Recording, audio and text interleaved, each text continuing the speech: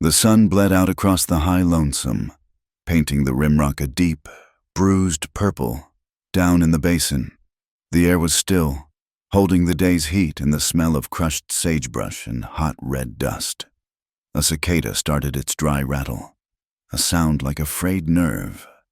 At the pole corral, a sorrel mare stamped a hoof against the hardpan. The sound, a dull, wooden knock that seemed to mark the end of another day, identical to the one before it.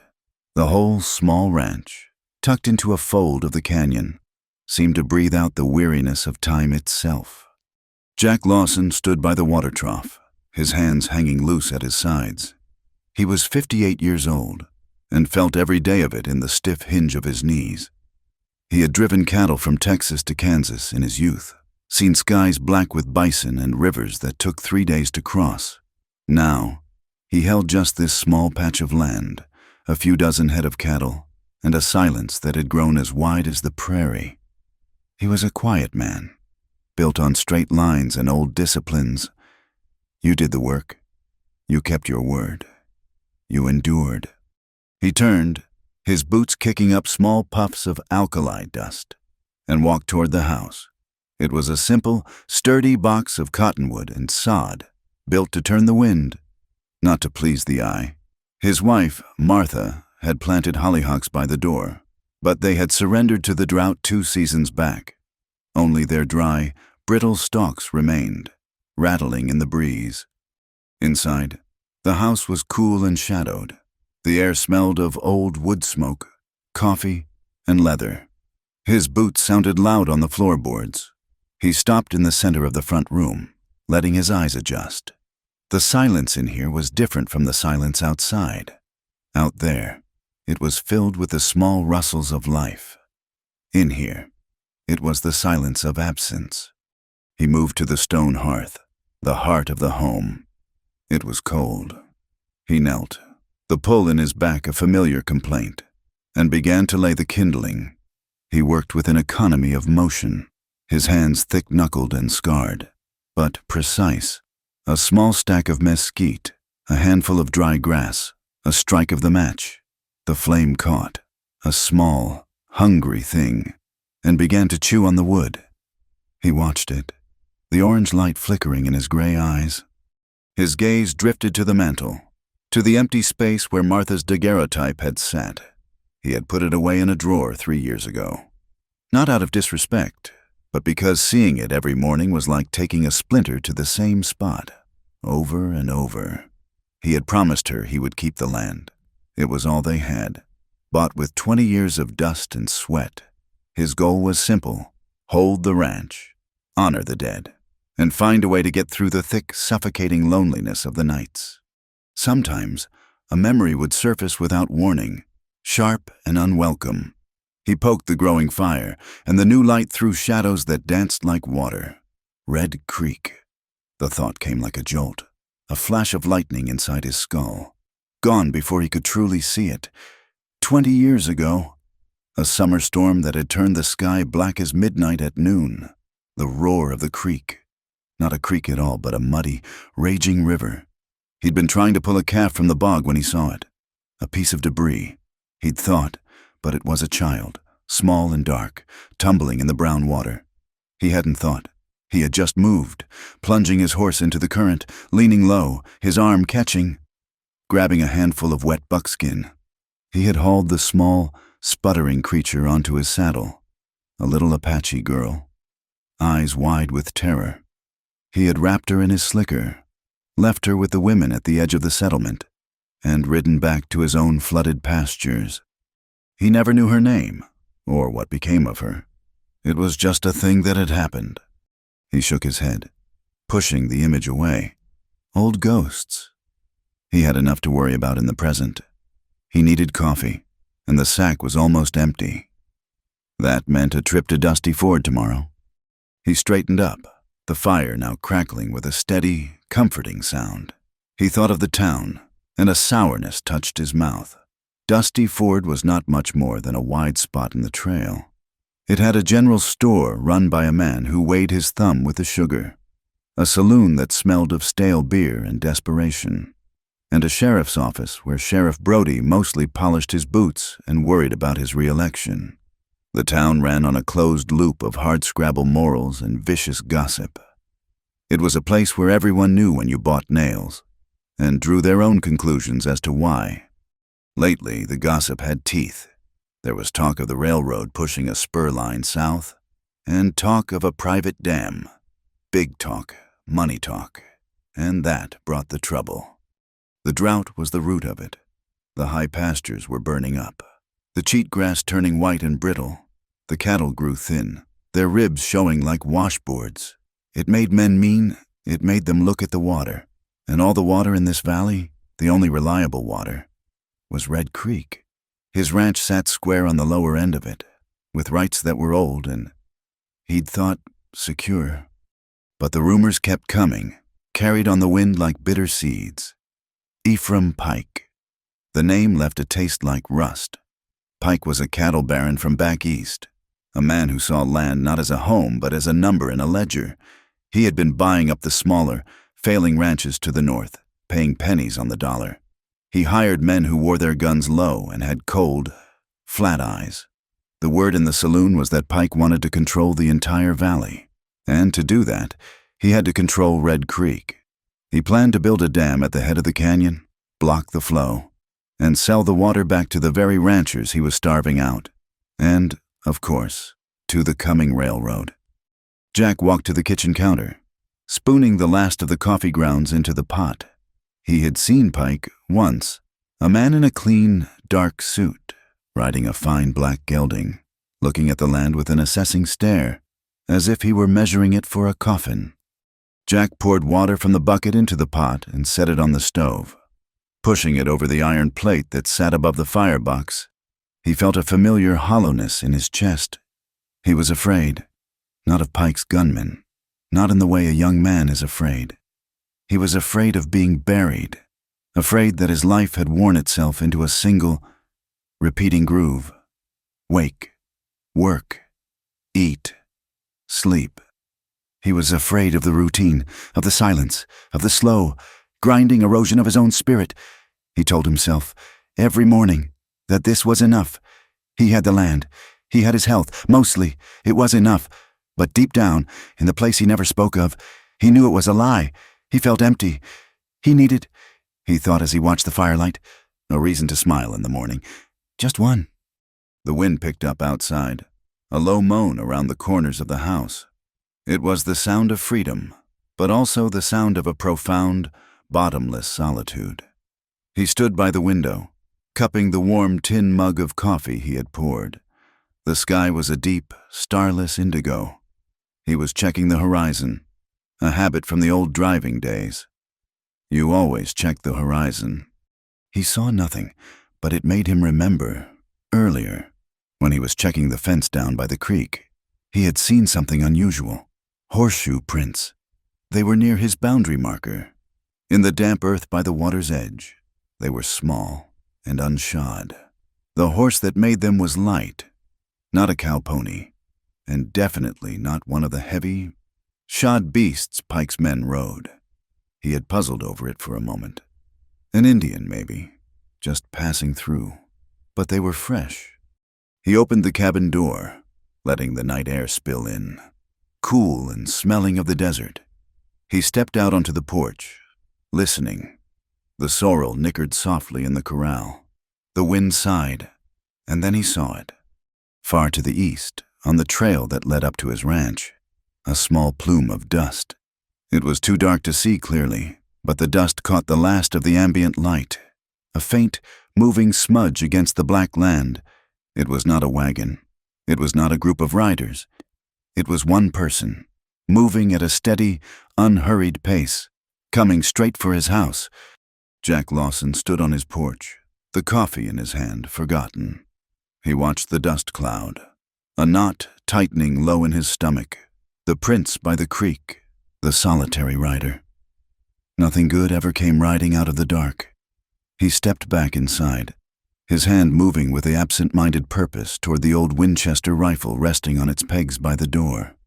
He did not lift it, not yet, but his fingers brushed the cool, smooth wood of the stock, and he waited. The rider came on, steady, not fast, but not hesitant. The dust plume settled as the horse slowed, walking the last 100 yards up to the cabin. Jack kept his hand off the rifle, but he stood straight, his weight balanced. The porch boards were solid under his boots. The horse was a small pinto, agile and quiet. It stopped 10 feet from the porch without a command, just a sense from its rider. The rider was a woman. She wore practical buckskin leggings and a simple calico shirt, but her hair was long and black, bound with a single leather tie. She looked, Jack thought, to be around 28 or 30 years old. Her face, in the fading light, was calm, with high cheekbones and a strong jaw. She sat the horse with a straight-backed confidence, as if she had been born there. She was Apache. She looked at him, and her eyes seemed to cut through the twilight. There was no fear in them. She looked at his face, at the house, at the corral, and then back to his face. "Jack Lawson," she said. Her voice was clear, not loud, but it carried in the still air. He nodded once, his hand still near the rifle. He did not know her, but she knew him. That was a bad way to start an evening. The woman swung her leg over the pinto's back and slid to the ground. She moved with a fluid grace, landing softly. The horse stood still, its reins trailing. She took a step toward the porch, stopping just at the edge of the weak yellow light coming from the cabin door. She looked up at him, and he could see her more clearly now. Her composure was absolute, yet he saw a fine, slight tremor in her hands, which she held clasped in front of her. It was the trembling of a wire pulled taut, not from fear, but from a great and final tension. She looked like someone who had traveled a very long way, walking the last mile inside her own mind 1,000 times before her feet ever touched the ground. "You do not remember me," she stated. It was not a question. Jack shook his head. "Ma'am, I am afraid I do not." Her dark eyes held his. "The memory is mine, not yours. It was 20 years ago. There was a storm, and the sky was black. Red Creek was not a creek. It was a monster." Jack's hand froze. The air in his lungs went cold. The image flashed in his head again, the one he always pushed away. The roar of the water, the mud, the impossible weight of his waterlogged coat. She saw the change in his face.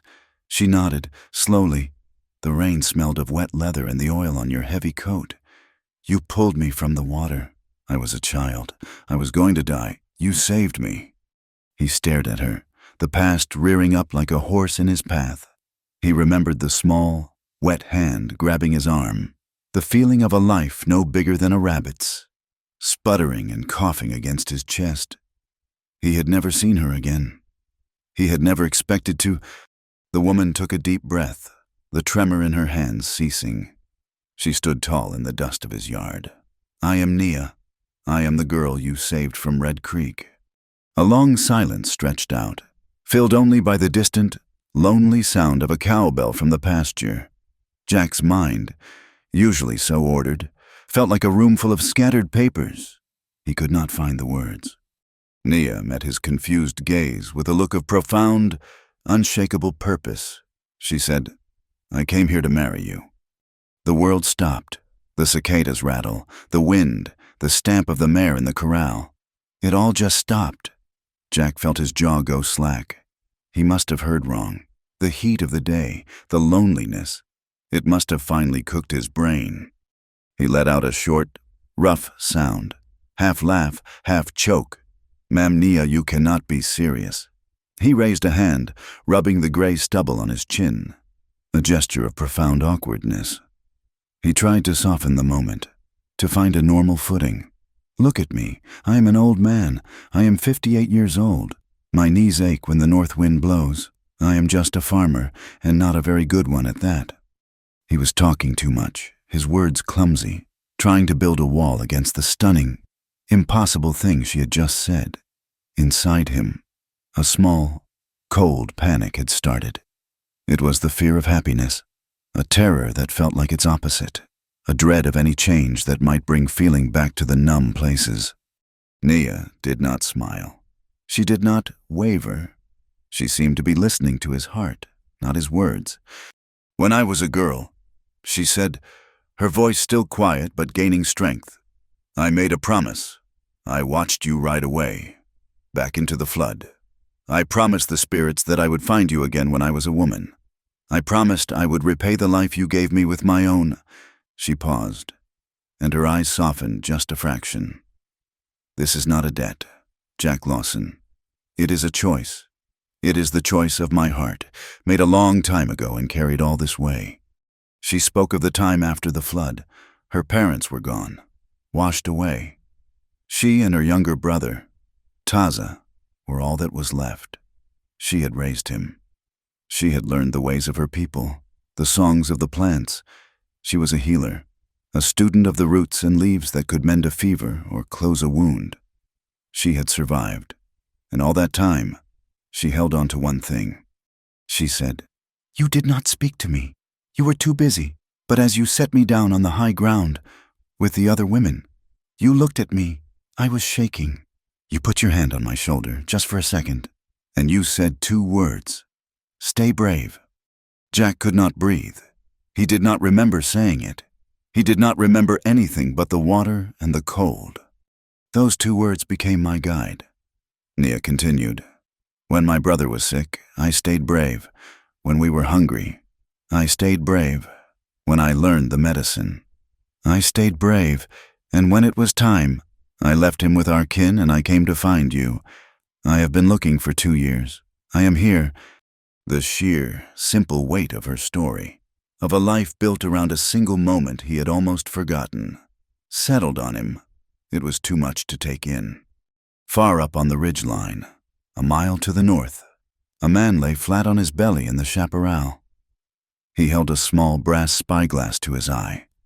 He did not move, not even to wipe the sweat from his neck.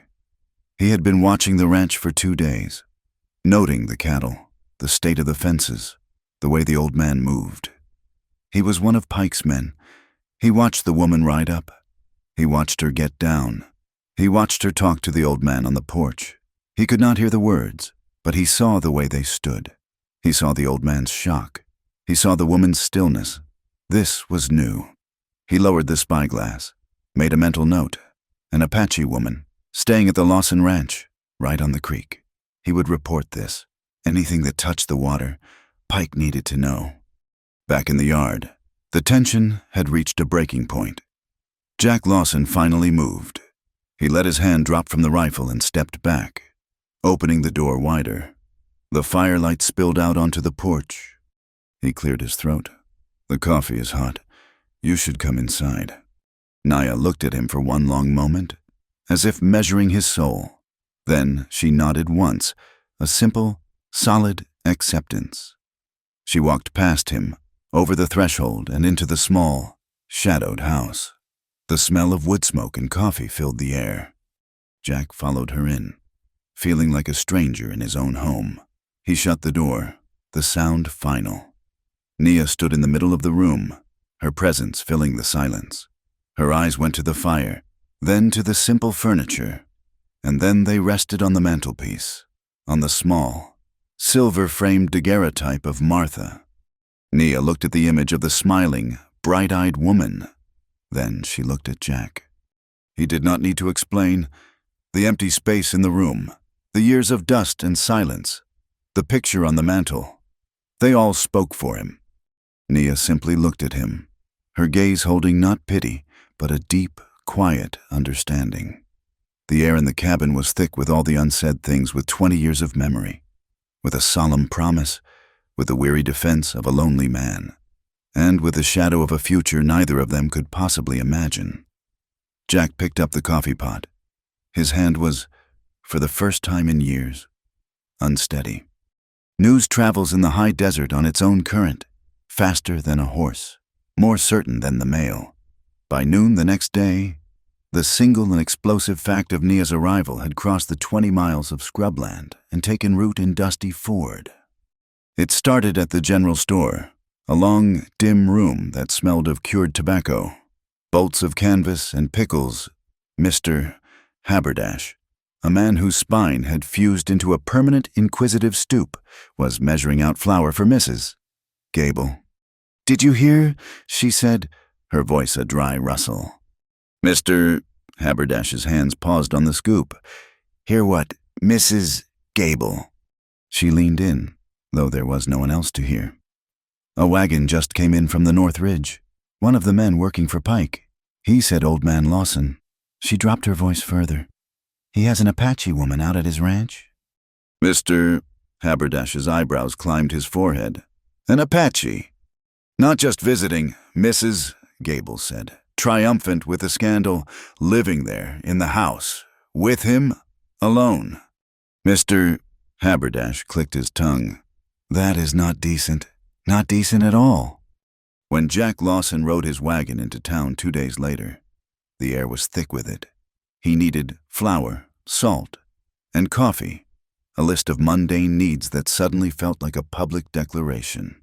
He left Nia at the ranch, telling her it was best if he went alone. He did not like the set of her jaw when he said it, but he was firm. He tied the wagon and teamed to the hitching rail in front of the store. As he stepped onto the boardwalk, the two old men who perpetually occupied the bench by the door stopped their whittling. They just stared. Their silence was louder than an accusation. Jack pushed the store door open. The bell above it jangled, a sound that seemed shockingly loud. Mrs. Gable, who was at the counter again, turned. She saw him, and her face pinched as if she had smelled sour milk.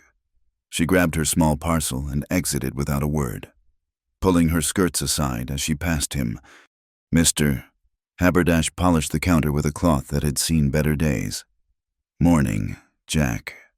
"Morning, I need flour, 20 pounds, and coffee." Haberdash moved with a deliberate, slow reluctance. He was weighing the flour, his back to Jack. When the bell jangled again, the man who entered was the absolute opposite of Jack Lawson. He wore a black broadcloth suit, clean and perfectly pressed despite the dust outside.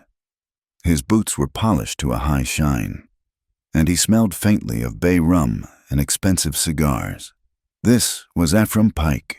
He was perhaps 50, with a full, handsome face, pale eyes, and a smile that never touched those eyes.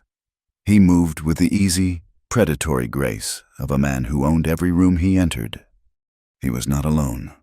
2 men followed him, rougher sorts, their coats unbuttoned to show the pistol grips at their belts. They flanked the door, their faces blank.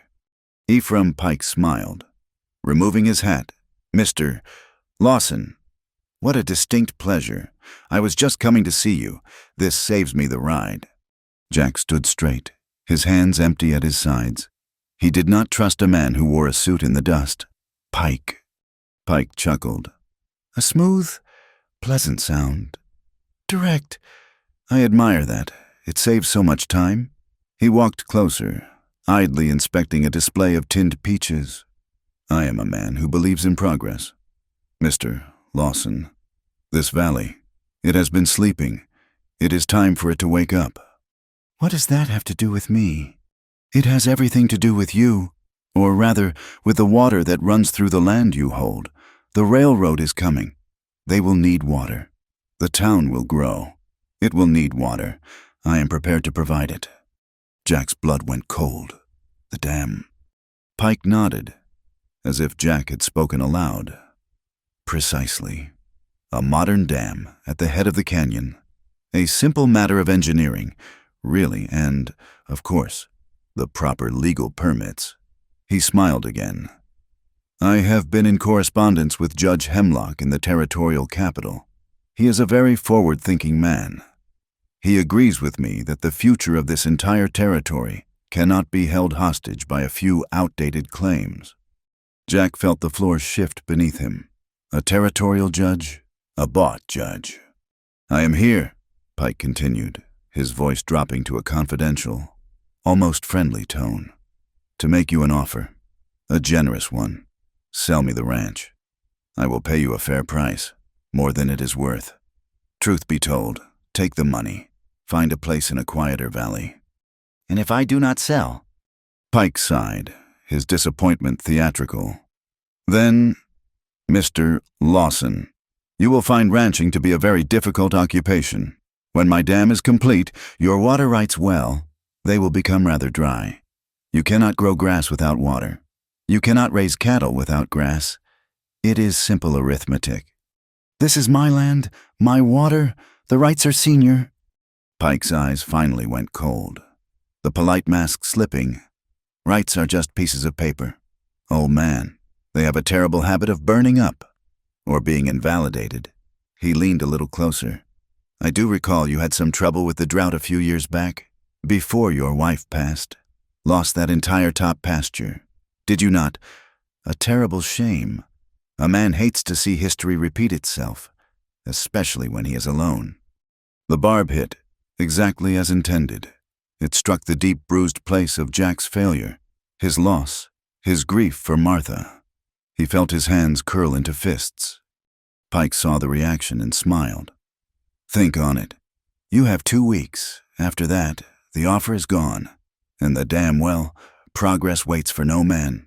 He tipped his hat, turned, and walked out, his men falling in behind him. Jack stood there for a long time, the bag of flour sitting forgotten on the counter. The silence in the store was heavy, suffocating. He paid Haberdash, his movements stiff.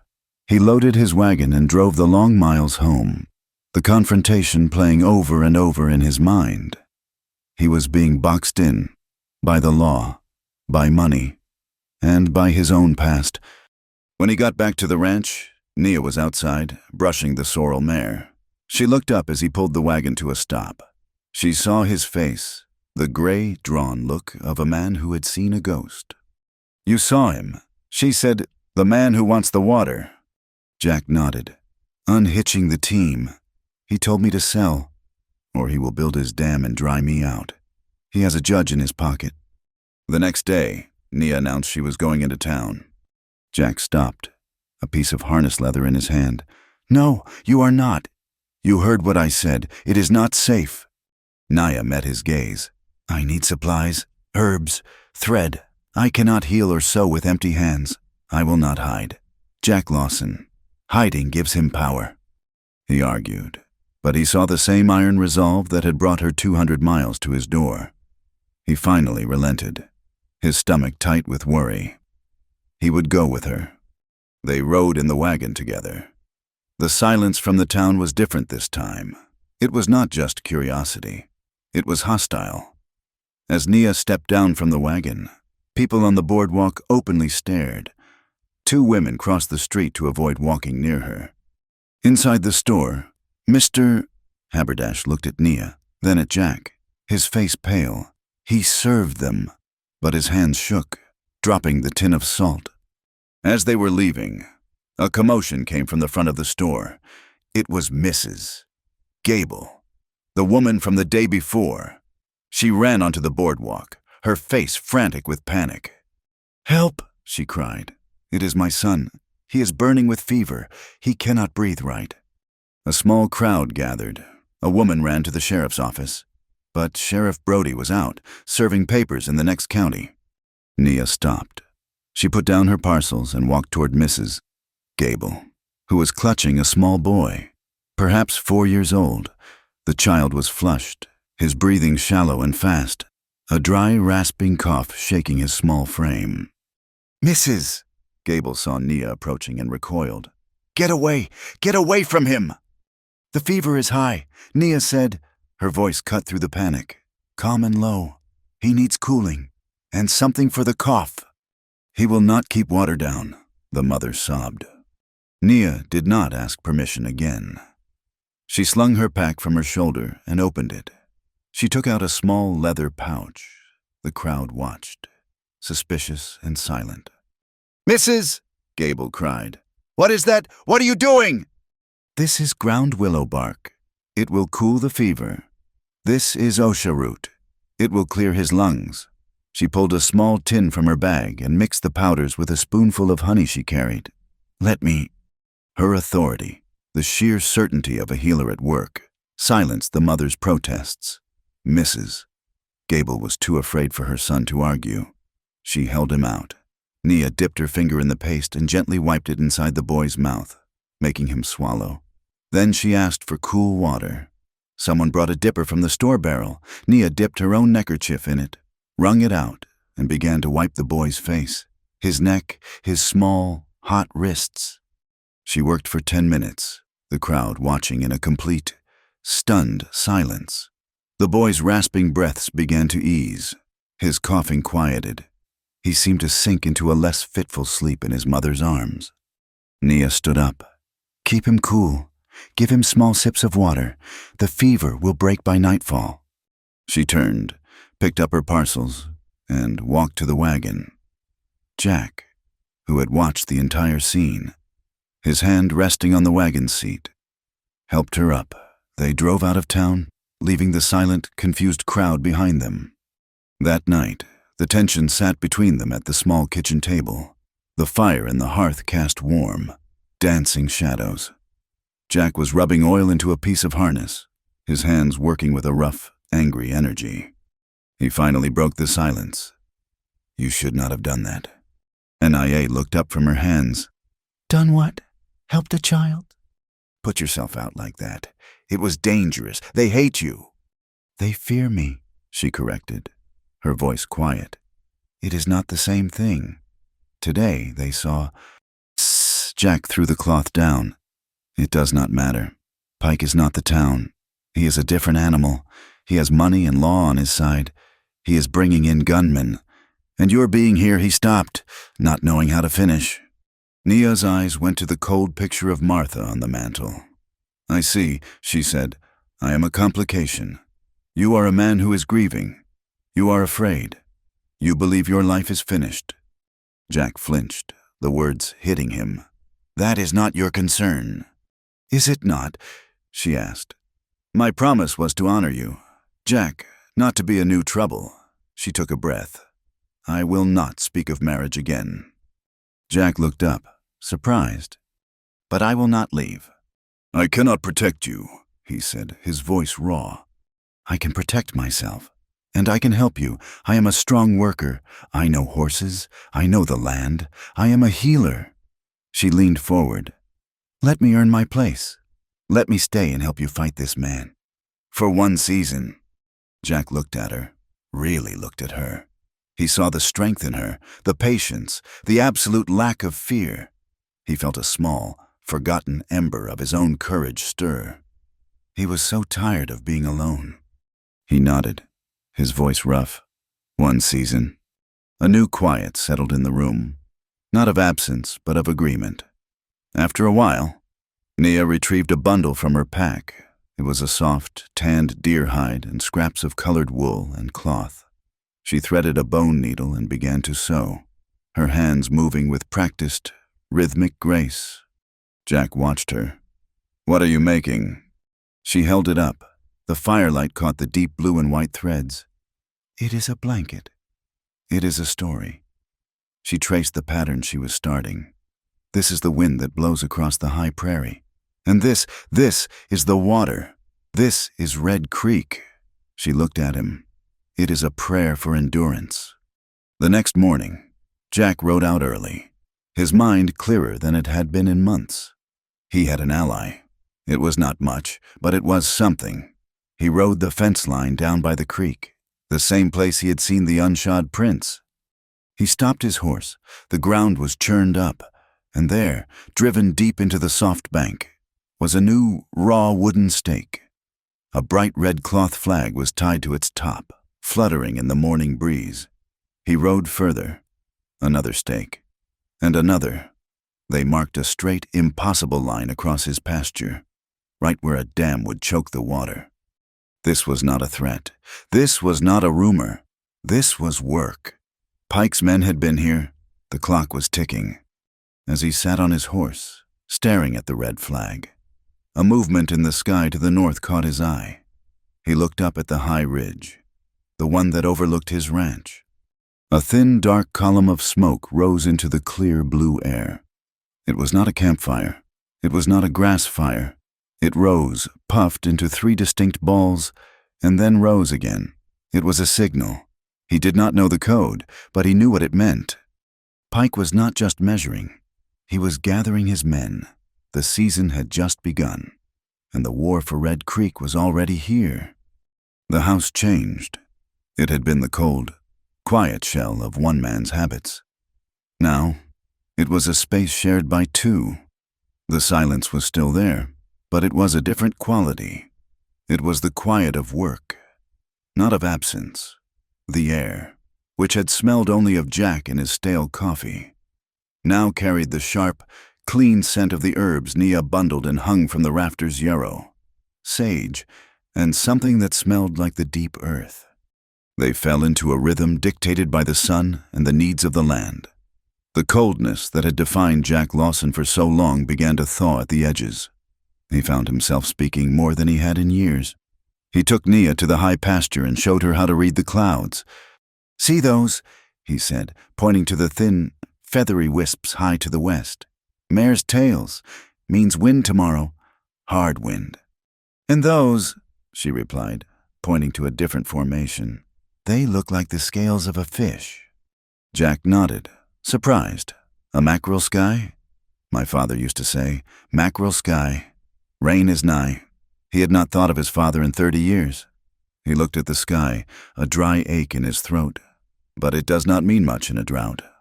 She, in turn, showed him things he had looked at his entire life but never truly seen.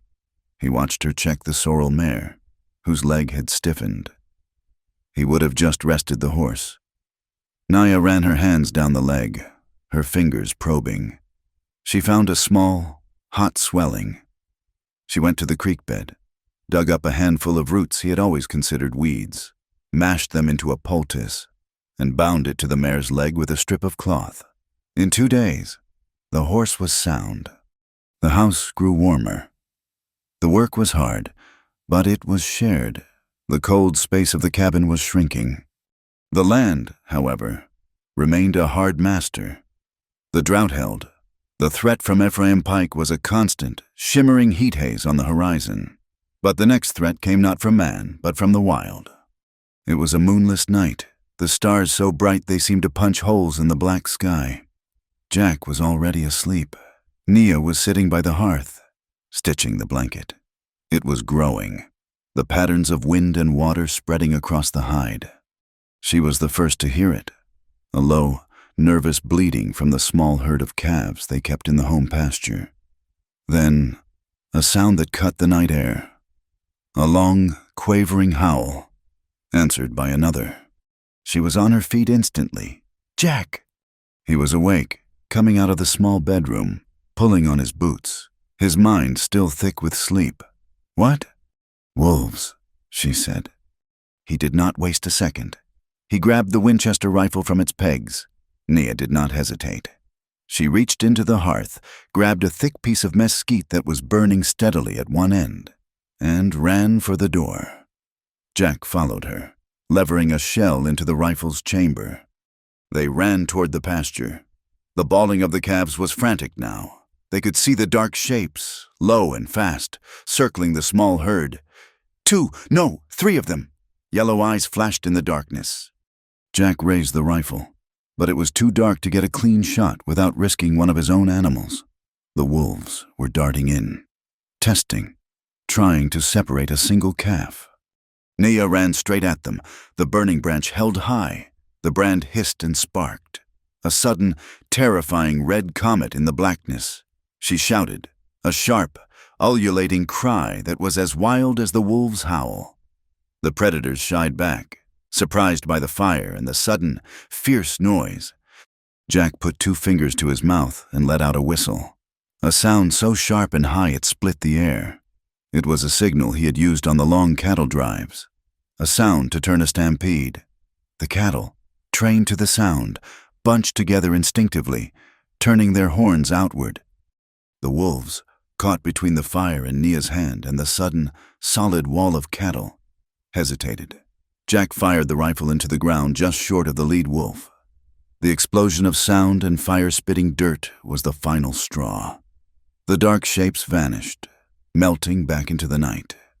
They stood there, breathing hard, the smell of gunpowder and wood smoke filling the air. The calves were trembling, but safe. Naya looked at Jack. Her face was calm, her eyes bright with adrenaline. She was not even breathing hard. Jack lowered the rifle. He had never seen a woman move so fast or with such immediate, practical courage. He just nodded at her, a sign of respect that needed no words. They walked back to the cabin. The warmth they had built with their shared work now had a new layer, the trust of a shared fight. The next afternoon, they rode out to check the fences on the north line, the place where the wolves had likely come through. The work was slow, checking for breaks, tightening loose wire. They came to the top of a low ridge where a few stubborn, wind-twisted junipers grew. Below them, in a small hollow, was a simple, fenced square of earth. A single wooden marker stood at one end. Jack stopped his horse. He dismounted, his movements stiff. He automatically went to the fence, testing a post that had grown loose in the hard soil. Nia watched him. She knew, without asking, whose grave it was. The picture on the mantel. Martha? Jack ran his rough hand over the weathered wood of the marker. He stood with his back to Nia, a long silence stretching between them. When he finally spoke, his voice was thick, choked with dust and memory. Pike was right, he said, his voice so low she almost missed it. What do you mean? He said I failed her. He said I lost the pasture. He was right. He turned, and his face was a map of old grief. It was not just the drought that took her. It was a sickness in the lungs. It came on fast. I should have... He stopped, swallowing hard. There was a doctor in Tucson. He had a new treatment, they said, but it cost money. A lot of money. He looked away, toward the high, empty peaks. I had the herd, 400 head, but the prices were down, bottomed out. I told myself to wait. I told myself the price would come back up, and then I would sell, and I would have the money for the doctor. He kicked at a stone. I waited. I watched the herd, and I watched her fade. I kept thinking, one more week, the price will turn. By the time I decided to sell, to take the loss, it was too late. I sold them all, but it was too late. He looked at Nia, his eyes hollow. I chose the cattle over her. I failed. This land is all I have left of that failure. It is all I have to show her that my life meant anything at all. Now Pike wants to take that too. He had not spoken these words to anyone. The confession hung in the dry, still air, raw and painful. Nia dismounted and walked to stand beside him. She did not touch him. She just stood with him, looking at the small grave. She waited until his ragged breathing quieted. Then she said, "You did not fail. You made a hard choice in a hard time. You are not a god. You cannot see the future." He shook his head, unable to accept it. She put her hand on the rough fence rail between them. "My brother, Taza," she said softly. Jack looked at her, pulled from his own grief by the change in her tone. "He is younger than me. He is restless. He does not like the old ways, but he does not trust the new ones. He wants money. He wants to be a white man. I think he went to work for the railroad, laying the tracks." She paused. "The crews are hard men. They gamble. They drink. He fell in with them. And then he was gone."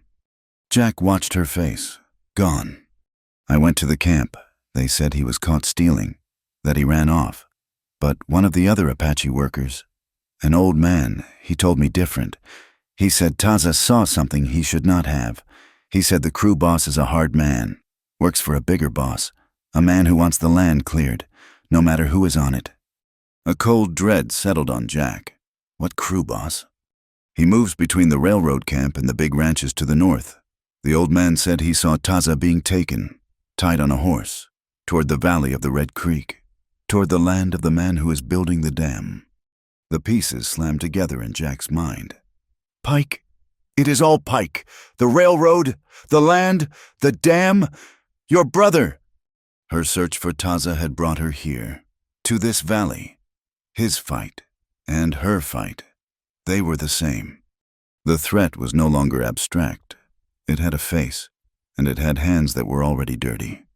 The weight of this new knowledge pressed on them as they rode back. The society that surrounded them offered no help. When Jack rode into Dusty Ford alone for grain, he felt the change. Sheriff Brody, who usually waved, suddenly found the street fascinating, studying it from his office window, refusing to look up. Jack knew Brody was a weak man, a man who owed his election to the money Pike had spread around town. At the church, which he had not attended in years, he heard the preacher on the boardwalk, speaking to two women. The sermon was loud enough to be heard across the street. He spoke of the sanctity of the home and the dangers of inviting in darkness, of strange unions that mocked the boundaries God himself had set. The words were aimed at Jack, a clear, sharp arrow of judgment. They were on their own. The warning came 3 days later. Jack was riding the south line, checking for stray cattle. He was in a narrow arroyo, the dry creek bed shielding him from the wind. The first shot was not at him. It was a crack of a rifle from the rimrock above, and a puff of dust exploded 10 feet in front of his horse. The sorrel reared, neighing in terror. Jack reacted instantly, years of instinct taking over. He threw himself from the saddle, rolling behind a wash of boulders as the second shot came. This one was closer. It tore a chip of stone from the rock he hid behind, stinging his cheek with grit. He had the Winchester out, but the shooter was hidden, high above. A voice, rough and deep, echoed down the canyon walls. "That is your last warning, Lawson." Jack pressed himself against the rock, his heart hammering. "Pike's offer is good for only a few more days. After that, we stop sending warnings. Take the money and walk away, or we will carry you out." He heard the sound of a horse moving off, casual, unhurried. The man was not afraid. Jack waited for a long time. Finally, he got to his feet.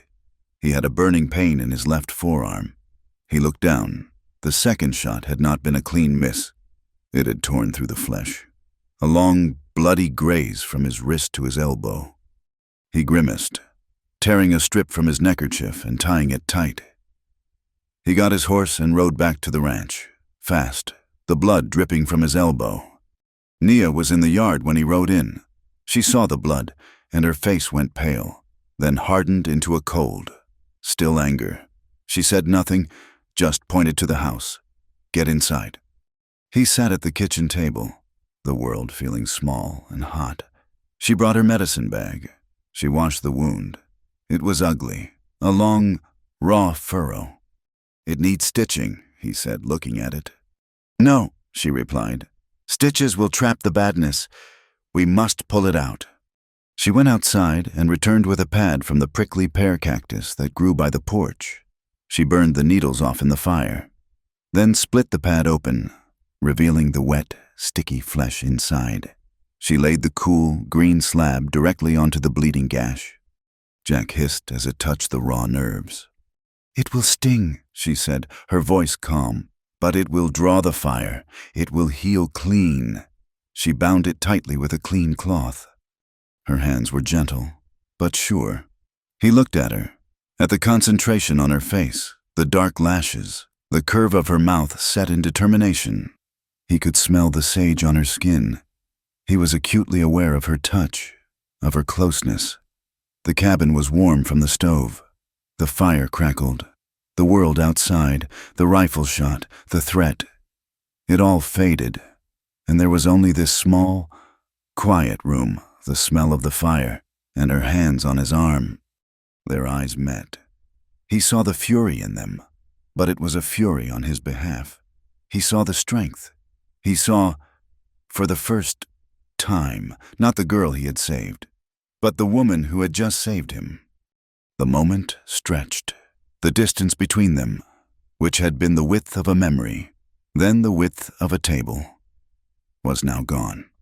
She finished tying the bandage. He did not pull his arm away. "He will not stop," Jack said, his voice rough. "No," she replied. her eyes still holding his. Then we must stop him. The plan began to form, born of desperation and their shared need. Pike was moving fast.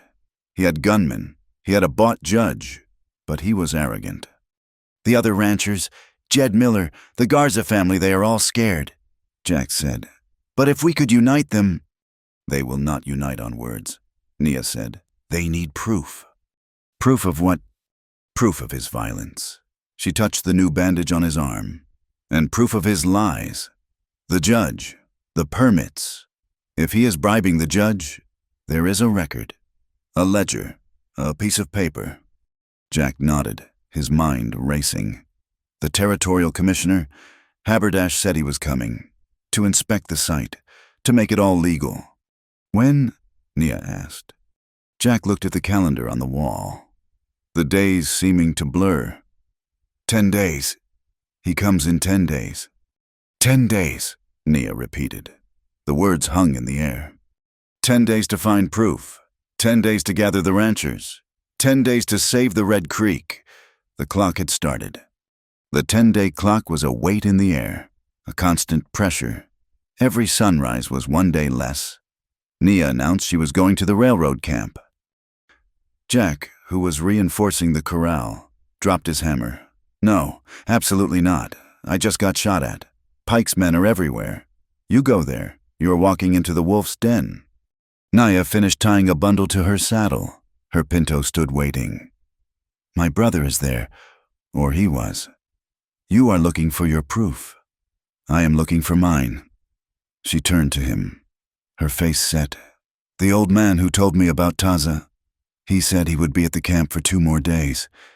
He is my only lead. I have to go. He saw it was useless to argue. The same iron will that had brought her to his door was now taking her away from it. Then I am going with you. She shook her head. No, you will be seen. They know you. They know your horse. She, an Apache woman, could move with less notice among the native workers. Me, they will just see as another Indian. They will not look twice. He hated it. He hated the fear that clawed at him. A cold, sharp echo of the fear he'd felt when Martha first coughed. But he knew she was right. Stay off the main trail, he said, his voice rough, and be back by dark. She just looked at him. Stay brave. Jack Lawson. She swung onto the pinto and rode out, not looking back. He spent the day in a haze of angry, fearful work. He did not stop, mending fences and clearing brush until his muscles screamed and his wounded arm throbbed under its cactus bandage. Every distant sound, every puff of dust on the horizon, made his heart jump. Nia rode with a purpose, cutting across the land, following game trails and dry washes. The railroad camp was a raw scar on the earth, a sprawling, filthy collection of tents, half-built shanties, and rusting equipment. The air stank of unwashed men, cheap whiskey, and coal smoke. She slid from her pinto and walked into the camp, moving with a quiet, unassuming purpose. Men looked at her, their eyes hard and appraising, but she kept her gaze down. Just another native woman looking for scraps or work. She found the native camp at the edge, a few miserable lean-tos made of canvas scraps and driftwood. The men and women there were thin, their eyes hollow. They were being paid in company script, worthless anywhere but the company store, and charged twice as much for rotten food. It was slavery by another name. She found the old man. His name was One-Eye. He was sitting by a small, smoky fire. He recognized her and his face grew fearful. You should not be here, girl. I am looking for Taza. My brother, you said he was taken. One-Eye looked around, his shoulders hunched. He spoke in their language, his voice a low, urgent whisper. He was not just caught stealing. He saw the ledger, the crew boss, the one they call Stark. He keeps a book, payments, to the sheriff, to the land office. Taza can read the white man's numbers. He saw the book. Nia's blood ran cold. Where is he? Stark took him, said he was taking him to Mr. Pike, a little insurance. He pointed north, toward the head of Red Creek. They are holding him. They know you are in this valley. They know you are with the old man. Lawson, they are using your brother to keep you quiet. The pieces fell into place, sharp and terrible. Pike was not just grabbing land. He was holding her brother. The fight was no longer just for water. It was for a life. Nea gave the old man a small pouch of dried herbs. "For your cough," she said. She walked out of the camp, her heart a cold, hard stone in her chest. She rode back to the ranch as the sun was touching the western rim. Jack was standing on the porch, his silhouette stiff with worry. He saw her, and the tension went out of him in a long breath. He said nothing as she dismounted, but his eyes were full of questions. She told him as she untacked her horse, "They have Taza. They are holding him." "It is because of me." Jack's face hardened. He looked toward the North Ridge, where Pike's main ranch lay. "This changes it. This changes all of it." The next day, one of Pike's men rode up to the ranch. He was not one of the gunmen, but a man in a clean shirt, a messenger. He carried a white flag. "Mr. Pike requests the honor of your company," the man recited, his eyes carefully avoiding Nea, who stood in the cabin doorway. "He wishes to have a final discussion. At the saloon in Dusty Ford, this evening, he says he is prepared to be extremely generous." "It is a trap," Nea said, as the man rode away. Jack nodded, his jaw tight. "Of course it is, but it is also an opportunity. He wants to talk. Let us hear what he has to say." Nea's eyes flashed. "I'm coming with you." Jack started to argue, then stopped. He looked at her, at the fierce determination. He knew she was thinking of Taza, and he knew, deep down, he did not want to face Pike alone. "All right, we go together." Dusty Ford's saloon was a long, narrow room, smelling of beer and sawdust. When Jack pushed the doors open, the room went silent. Every eye went to him, then to Nea, who walked in at his side. Her presence was a shock, a challenge to the unspoken rules of the town. Ephraim Pike was at a back table, a bottle of whiskey and 2 clean glasses in front of him. Stark, the crew boss, stood behind him, a big, brutal man with a flat, scarred face. 3 other gunmen were spread through the room, pretending to drink. "Lawson, glad you saw reason." Pike smiled his cold smile. "And you brought your helper. Please, sit." They did not sit. They stood across the table from him. "Your man said you had an offer. Jack said—" Pike poured himself a glass of whiskey. He ignored the second glass. "I did, but circumstances have changed. My original offer is off the table." He took a sip. "I am now prepared to offer you $500. Cash, for you to sign the deed and be gone by morning." "That is half what you offered before," Jack said. "It is 500 more than you will have next week." Pike leaned back. "And I am a generous man. I can see you are lonely." He let his gaze slide over Nea, his eyes filled with a casual, dismissive insult. "A man your age needs proper companionship. Part of the deal. I will pay the dowry for any eligible white woman in this town you choose. Haberdash's daughter, perhaps, a good, sturdy woman." The room was deathly quiet. Jack felt the blood roar in his ears. The insult was not just to Nea, it was to him, a reduction of his life, his loss, his new hope, to a crude, transactional joke. Nea's face was stone. She did not react. Before Jack could speak, one of the gunmen at the bar, a young, stupid man with a whiskey flush, spoke up. "Hell, Pike, maybe the old man prefers the squaw." Jack moved. He did not think. He lunged across the room, his bad arm forgotten, his fist connecting with the gunman's face with a wet, cracking sound. The man went down, spitting blood. Instantly, the room exploded. Stark, the crew boss, grabbed for his gun. The other 2 gunmen stood up, chairs scraping. Jack was standing in the middle of the floor, his fists clenched, his chest heaving, ready to meet the end. Nea moved like a snake. She was not next to Jack. She was at the bar. Before anyone could see what she was doing, she grabbed a large, open jar from the counter, the one labeled dried peppers, with a single, powerful motion. She flung the entire contents of the jar toward the big potbelly stove in the center of the room. The cloud of dried red powder hit the scorching hot iron. It vaporized instantly into a suffocating, invisible cloud of pure, weaponized heat. The effect was immediate. Men who were drawing guns suddenly dropped them, their hands flying to their faces, screaming as the blinding, fiery dust hit their eyes and lungs. Stark, who had been about to shoot Jack, doubled over, roaring in pain, firing his pistol into the floor as his body convulsed in a fit of agonizing coughs. The air was unbreathable. "Grab him!" Naya's voice cut through the chaos. She had Jack's good arm, her own eyes shielded by her arm, and was pulling him toward the door. They burst out onto the boardwalk, dragging the saloon doors shut behind them as the sounds of choking, vomiting men echoed from inside. They ran to the wagon, Jack half blind, his own lungs burning. Nia shoved him onto the seat, untied the reins, and slapped the team into a run. They cleared the town, the horses galloping flat out, swallowing the road in the dusk. They did not slow until they were miles out, the lights of Dusty Ford a faint, angry smear behind them. They stopped the wagon by the creek. Jack was coughing, his eyes streaming. Naya gave him water from the canteen. He finally caught his breath, the cool air soothing his lungs. He looked at her in the moonlight.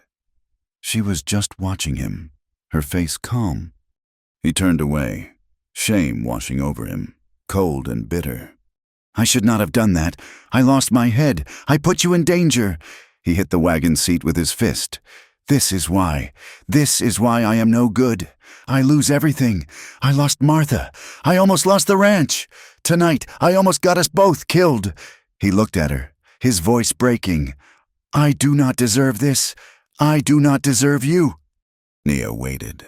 She let his words hang in the quiet night air. When he was finished, she spoke, her voice firm. "You said 2 words to me.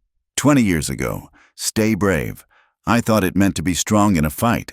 I thought it meant what you did in the saloon." She shook her head. "I was wrong. That is not bravery. That is just anger. Bravery is this: waking up in the morning when your heart is broken. Bravery is staying on your land when a rich man tries to steal it. Bravery is—" She hesitated. "Bravery is letting someone sit by your fire, even when you are afraid to feel warm again. That is the courage you need. Jack Lawson, the courage to live, together." He looked at her, the moonlight catching the silver in his hair and the sudden wetness on his cheeks. He had no words. That night, the real attack came. They were almost back to the ranch when they saw the glow in the sky. It was north, upstream. "Fire," Jack said, his voice a hoarse whisper. He whipped the horses, the wagon lurching over the rough trail. They crested the final ridge. The high pasture, the one that bordered the creek, was burning. A wall of orange flame, pushed by a rising wind, was rolling toward his land, toward his cattle. "Pike's men," Jack said through gritted teeth. "They are clearing the brush for their dam and driving the fire toward me." Nia was already off the wagon, running for the barn. "Get the plow and the water buckets." The next 2 hours were a vision of hell. The calves were bawling, trapped between the fire and the fence. Jack hitched the mule to the heavy sodbuster plow, his wounded arm screaming in protest as he wrestled the handles. He began to cut a firebreak, a long, deep furrow of dark earth, trying to get ahead of the flames. Nia was a dervish. She released the calves, driving them down into the rocky, damp creek bed where the fire could not follow. Then she was at the hand pump, the handles squeaking in a frantic rhythm, filling bucket after bucket. She soaked burlap sacks, running them to Jack, who beat at the flames that jumped his plow line. The smoke was thick, a choking, acrid blanket. The heat was immense, scorching their faces and singing their hair. They worked in a desperate, wordless rhythm. He plowed. She drove the cattle. He beat the flames. She brought water. At one point, he stumbled, his bad arm giving out. He fell to his knees, his lungs empty, the roar of the fire filling his ears. He was ready to quit, to let it burn. A hand was on his arm. "Nia?" She pulled him up, her face black with soot, her eyes a fierce, bright blaze in the smoke. "Not yet," she said. "Stay brave." He got up, he grabbed the wet sack. They fought on. Just before dawn, the wind shifted. The fire, having reached the plowed earth and the damp creek bed, found nothing left to eat. It slowed, faltered, and began to die down into a vast, smoking field of black grass. They stood by the pump, leaning on each other, too exhausted to move. They were covered in soot, their clothes scorched, their lungs aching. But the cattle were safe. The house was safe. They had held the line. Jack sat on the edge of the water trough, his head in his hands. Nia slumped to the ground nearby. He looked over at her. She had picked up the blanket, which she had dropped in the yard. She was inspecting it for burns. The firelight from the smoldering fields caught the intricate stitching. He saw the pattern clearly now, the blue lines of the water, the white swirls of the wind, and in the center, just beginning to take shape, she was sewing two bright, five-pointed stars, one gold, one silver, high in the corner of the deerskin sky. He watched her fingers move, slowly, wearily, continuing the stitch. He was a man who believed in what he could see, what he could touch. He believed in fences and cattle and the hard ground. But looking at her, at the pattern of the two stars, he felt something else, a small, strange, and dangerous kernel of hope. "We need that ledger," he said, his voice a hoarse croak. "The one your brother saw." Nia looked up from the blanket, her eyes meeting his across the smoking yard. "Yes." "Pike's main ranch." Jack said, "He will have a storehouse. An office? That is where it will be." Nia nodded. "He will be in town. His men will be drunk, celebrating the fire." "Tonight," Jack said. "We end this. We go tonight." They snuck onto Pike's ranch under the cover of a moonless sky. It was a fortress, a main house dark and silent, with a dozen outbuildings. A single light burned in a small, detached building, a storehouse, with an office in the front. One guard sat on the porch, tilted back in a chair, a bottle in his hand. Nia moved first, a shadow among shadows. She slipped around the back, silent as the night wind. Jack followed, his boots feeling loud and clumsy. His arm was a single, throbbing line of fire. Nia found a back window. It was latched. She used her skinning knife, the blade thin and strong, working it between the sashes, lifting the latch with a faint click. They climbed inside. The room smelled of canvas, cured meat, and machine oil. The front office was small, a desk, a chair, a large, iron safe. Jack's heart sank. It will be in the safe. Nia was already at the desk. She did not look at the safe. She ran her hands under the desk. She pulled out the drawers. Feeling along the back, nothing. She looked at the wall, at a framed map of the valley. She lifted it. Nothing. She looked at the floor. A single plank, near the desk, had a small, dark stain. She knelt, pressing her knife into the crack. She pried. The board lifted. Beneath it was a small, tin lockbox. Jack looked at her, his respect a sudden, sharp ache. She opened it. Inside was a leather-bound ledger and a stack of papers. She opened the book. Her finger ran down the page. "Sheriff Brody, $100. Land Office, $200. Judge Hemlock, $500. It was all there. Jack grabbed the other papers. It was a diagram, a plan. It showed the Red Creek. It showed the placement of charges, dynamite. "They are not just building a dam," Jack whispered, his blood turning to ice. "They are going to blast the canyon. They are going to change the creek's path." A bell on the porch began to ring, a frantic, clanging alarm. The guard, he must have heard the plank. Lights flared in the main house, shouts, the sound of boots on gravel. Naya shoved the ledger and the plans into Jack's shirt. Back window. Now. They scrambled out, dropping to the dark ground. 2 men were running from the bunkhouse, holding lanterns. "Split up," Jack yelled. He ran for the main corral, hoping to draw them. Nia did not. She grabbed his good arm. "No, together!" She pulled him toward a dense thicket of mesquite at the edge of the ranch yard. A rifle cracked. The shot went wide. They plunged into the brush, thorns tearing at their clothes. "Follow me," Nia commanded. She was not panicking. Her voice was level. She was looking at the sky. She pointed to the stars. "The fixed star. We follow it. It will lead us to the high ridge. They cannot follow us there on horseback." They ran. Men were fanning out behind them, their lanterns swinging, cutting the darkness. Another shot. Jack felt a white-hot fire sear his wounded arm. The bullet had passed clean through the fleshy part of his bicep, just above the bandage. He stumbled, a cry of pain torn from his throat. Nia caught him. She ripped a piece from her own shirt, stuffing it against the new, bleeding hole. "Come on, just a little further.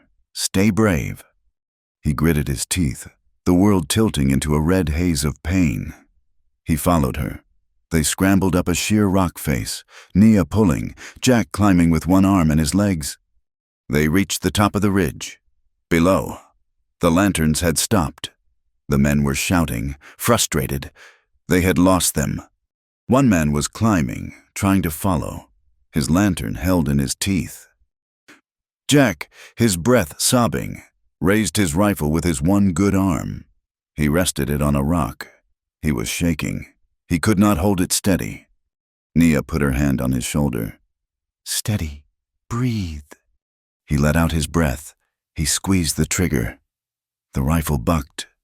Far below, the lantern exploded in a shower of glass and sparks, plunging the man into darkness.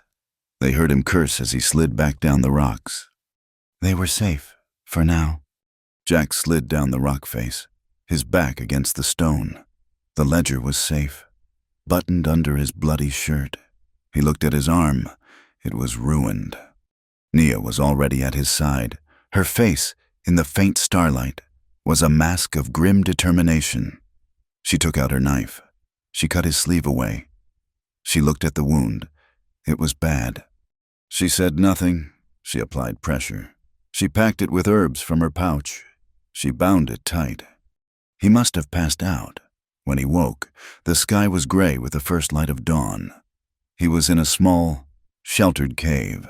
A tiny, smokeless fire of dry sticks burned nearby. Nia was sitting across from him, watching him. Her face was etched with exhaustion. She had not slept. She had stayed awake, watching him, keeping the pressure on the wound. The tension in the small cave was as thick as the smoke from the fire they had fought. It was the tension of shared danger, of blood, of a trust forged in violence. He had put his life in her hands, and she had held it. He looked at her, and the walls he had kept around his heart for so long, the walls of grief and fear and unworthiness, they just crumbled. They made it back to the ranch as the sun was a hot, white line on the horizon. The journey from the cave had been a slow, agonizing crawl. Jack leaned heavily on Nia, his left arm a useless, burning weight. The ledger and the dynamite plans were a stiff rectangle inside his shirt, a small, cold victory that felt hollow in the face of his overwhelming pain and exhaustion. The ranch was just as they had left it, the fields still black and smoking. The air hung thick with the bitter smell of ash. Nia eased him into a chair at the kitchen table. Her face was grim as she cut away the ruined, bloody bandage. The new wound was deep, the flesh around it already puffed and angry. She cleaned it, her touch gentle but firm, and applied a fresh, thick poultice of cactus and yarrow. Jack sat through it, his jaw clenched, his face the color of old parchment. He had just slumped back, a wave of sickness and defeat washing over him, when he heard the sound of a horse being ridden too fast. He looked at Nia. Her hand went to the knife at her belt. Jack reached for the rifle, his good hand shaking as he dragged it closer. A man burst into the yard. It was Jed Miller, their nearest neighbor, a small, wiry rancher with panic in his eyes. He saw the burned pasture, the exhaustion on Jack and Nia, and his face fell. He did not even dismount. He just sagged in the saddle. "It is over. Jack, we are done." "What are you talking about? Jed," Jack said, forcing himself to stand and walk to the door. A man came in on the morning stage. From the Capitol, he rode straight to the sheriff's office. He filed the papers. He slapped his saddle horn, his voice cracking. "Pike has a legal permit, signed and sealed by Judge Hemlock himself. It is all legal. Pike owns the water." Jack's heart stopped. He felt the ledger under his shirt. Legal. "The territorial commissioner," Miller went on, his voice flat with despair. "He is arriving in a few days, but it is just for show. Just to make it all look good, Pike has already won." "The town?" Jack whispered. "The town." Miller spat. "Haberdash is happy. He thinks Pike will make the town rich. The preacher is calling it progress. The Garzas, they are selling out, taking Pike's money." "I'm thinking on it myself." He looked at Jack, his eyes pleading. "We cannot fight this. We cannot fight the law. Jack, we are finished." He pulled his horse's head around and rode off, a cloud of hopeless dust rising behind him. Jack turned and walked back into the cabin. He sat down heavily. The ledger, the proof of bribery, felt like a useless bundle of paper. What good was it now Pike had outmaneuvered them? He had made his crime the law. Nia was watching him, her face tight. "It is not over. We have the proof. We will show it to this commissioner." Jack looked at his ruined arm. He looked at her face, smudged with soot and exhaustion. He thought of her brother, Taza, still a prisoner. He thought of the hatred in town, the preacher's words, Pike's sneering offer of a white woman. He had dragged her into his war, and he had lost. He had brought her nothing but pain, danger, and now, certain defeat. The old, cold fear, the one he had lived with since Martha's death, rose up and swallowed him. It was the fear of loss, the paralyzing terror that everything he touched, he destroyed. He had failed Martha, and now he was failing this woman, this brave, strong woman who had offered him her heart. He could not let it happen. He could not be the reason for her death. He stood up, his face a mask of old, familiar stone. "You have to leave," he said, his voice flat and dead. Nia went still. "What did you say?" "I said you have to leave. It is over. I am done. He will take the ranch. I will not fight him." He pointed to the door. "I want you to go." She stared at him, her eyes wide with disbelief. "After all this, after last night, we have the ledger. The ledger is nothing, a piece of paper against a judge's signature. He won." He gestured to his arm. "Look at me. I am a broken-down old man. I am finished." She stepped toward him, her hands clenched. "You are not. We will fight this. We will get Taza." He cut her off, his voice rising, sharp and cruel because it was the only way. "There is no Taza. Not for you. You go near Pike now. You are dead, and I will not have it. I will not be the one who gets you killed." He turned his face away, unable to look at her. "Go back to your people. This place, this town, it is not for you. You saw the faces in the saloon. You heard the preacher. This is not your home." He was building the wall, stone by painful stone, pushing her out to save her. A long, terrible silence filled the room. He could feel her looking at him, her gaze trying to burn through the wall. When she finally spoke, her voice was not angry. It was a whisper, small and shattered, and it cut him deeper than any bullet. "And that," she asked, "that will make you happy?" He did not answer. He could not. He stood rigid, his back to her, staring at the cold, empty hearth. He heard her sharp intake of breath, a sound like a blade breaking. He heard her walk, her steps light, to the chair where her few things lay. He heard her pick up her medicine bag. He heard her walk to the door. He heard the door open, and the bright, hot silence of the yard rush in. He heard the door close, softly. He stood there, unmoving. For a minute, 5 minutes, 10. He listened as the sound of her Pinto's hoofs faded, slow and deliberate, moving away from the house, moving down toward the creek. Then he was alone. The cabin was suffocating. The silence he had once found tolerable was now a physical weight, crushing him. He sank into the chair, his whole body shaking with a sudden, bone-deep chill. The room was cold. The fire was dead. His eyes fell on the other chair, the one she had sat in. The blanket, her blanket, was draped over the back. It was half finished.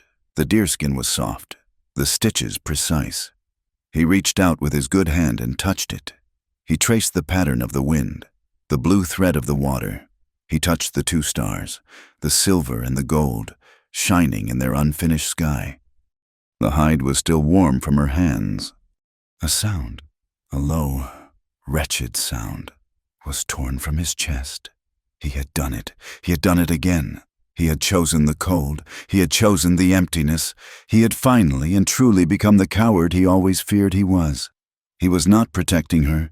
He was protecting himself, protecting his own heart from the risk of breaking again. He had failed. Utterly. The wind moaned around the eaves, a sound of profound, absolute loneliness. He put his head in his good hand, and for the first time since Martha's funeral, Jack Lawson wept. He did not know how long he sat there, buried in his own ruin. It might have been an hour. It was the sound of a frantic scratching at the door that pulled him back. It was not a knock. It was a sound of animal panic. He looked up, his mind thick. He wiped his face on his sleeve and stood, his legs unsteady. He grabbed the rifle. He went to the door and pulled it open. It was One Eye, the old man from the railroad camp. He was breathless, his chest heaving, his face slick with sweat. He must have run for miles. "You," Jack said, grabbing his arm. "What is it?" "They are not waiting," the old man gasped, clutching his side. "Pike, he is not waiting for the commissioner." Jack shook him. "What are you talking about?" "The dynamite, the plans you stole. They are moving it now, to the head of the canyon. They are going to blast." Jack's blood went cold. When, "At sunrise," the old man pointed to the sky, which was already turning from black to a deep, bruised purple. "He will change the creek. It will be dry by noon. The whole valley he will own all the water, before the commissioner even gets here." Jack's mind was racing, trying to catch up. "And the girl," One Eye said, his eyes wide with fear. "They know she is Apache. They know she is here for her brother. Stark, he is taking the boy, Taza, to the blast site." "Why?" Jack said, though he already knew the answer. "Insurance, to make sure she does not interfere. If she shows up, Stark said he will." The rest of the words were lost. Jack was already moving. The fog of his despair vanished, burned away by a sudden, white-hot clarity. "Taza, Nia, the blast, it was all happening now." "No more running." He turned, grabbed his saddlebags from the floor. He shoved the ledger and the dynamite plans deep inside. He checked the Winchester, his good hand quick and sure. He strapped his pistol belt around his waist, the weight familiar and comforting. He ran from the cabin, leaving the door wide open. He threw his saddle on the sorrel mare, his teeth gritted against the fire in his arm, his movements fast and precise. He swung himself up, the saddle groaning. He did not ride for the canyon. He did not ride for the dam. He spurred the sorrel into a hard gallop, straight toward Red Creek. He knew where she would be. He found her there. The horse, lathered and breathing hard, slid to a stop on the soft bank. She was standing at the water's edge, the exact place he had pulled her from the flood 20 years before. Her Pinto stood nearby. She was not crying. She was just watching the dark water. Her shoulders slumped. "Nia!" She turned, startled. She saw the rifle in his scabbard, the wild look in his eyes, the saddlebags. Her face hardened. "You are going to fight them alone." "We are," he said. He slid from the saddle, stumbling as he landed.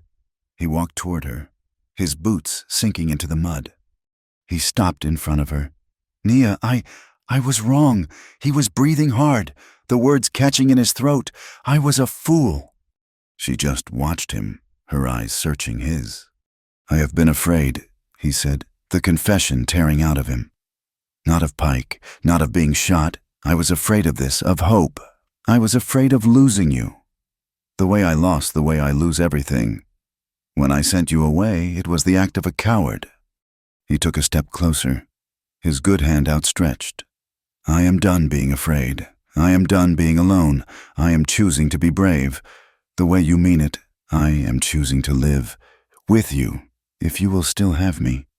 She looked at him for a long, aching moment.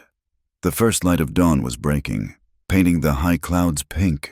The air was cold, smelling of water and sage. Then she moved. She stepped forward and put her hand flat on his chest, over his heart. He could feel the warmth of her palm through his shirt.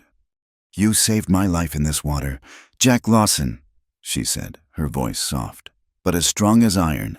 "You saved my body from the flood." She looked up, and her eyes, full of a fierce, sudden light, met his. "But your heart was drowning. Today, I save your heart." He covered her hand with his own, his one good hand, and held it tight against his chest. It was a promise. It was a vow. They stood there for only a second, the world holding its breath around them. He broke the silence, his voice urgent. "They are blasting, at sunrise, and they have Taza at the site." Nia's head snapped up. She looked north, toward the high ridge. He followed her gaze. Against the pale, graying sky, high on the mountain, they could see them, small, dancing points of orange light, torches. The work had already begun. They did not need to say another word. They turned, as one, and ran for their horses. They mounted, side by side, and spurred them hard, leaving the creek behind, riding straight for the mountain, toward the rising sun and the waiting fire. They rode hard, the ground rising steeply. The pre-dawn air was cold and thin, burning their lungs. The torches on the ridge grew brighter, revealing the outlines of a massive, raw earthwork dam being built across the narrowest point of the canyon. A work crew, maybe 20 men, was swarming over it, lit by the flickering lights. They were working through the night. A frantic, desperate push. Jack pulled his mare to a halt in a stand of dark pines, a quarter-mile below the work site. Nia was at his side, her pinto not even breathing hard. Jack pointed with his good hand. "The main crew is on the dam.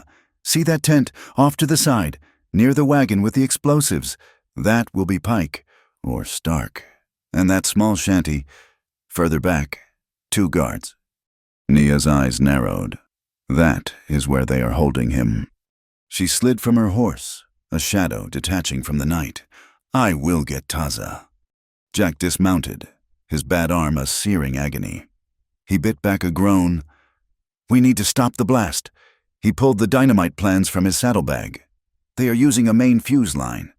From a detonator box. It will be near Pike's tent." "How?" He looked at Nia. "I cannot do it one-handed, and I cannot let you—" "I know," she said. "Get Taza. You and he will stop the fuse. I have another job." "What are you talking about?" "Jed Miller may be a coward," Nia said, her voice hard. "But the Garzas are not. Nor is Old Man Henderson. We made a plan. If we got the proof, we were to give a signal. They have been watching, waiting." She pointed to a high, needle-like spire of rock that overlooked the entire canyon.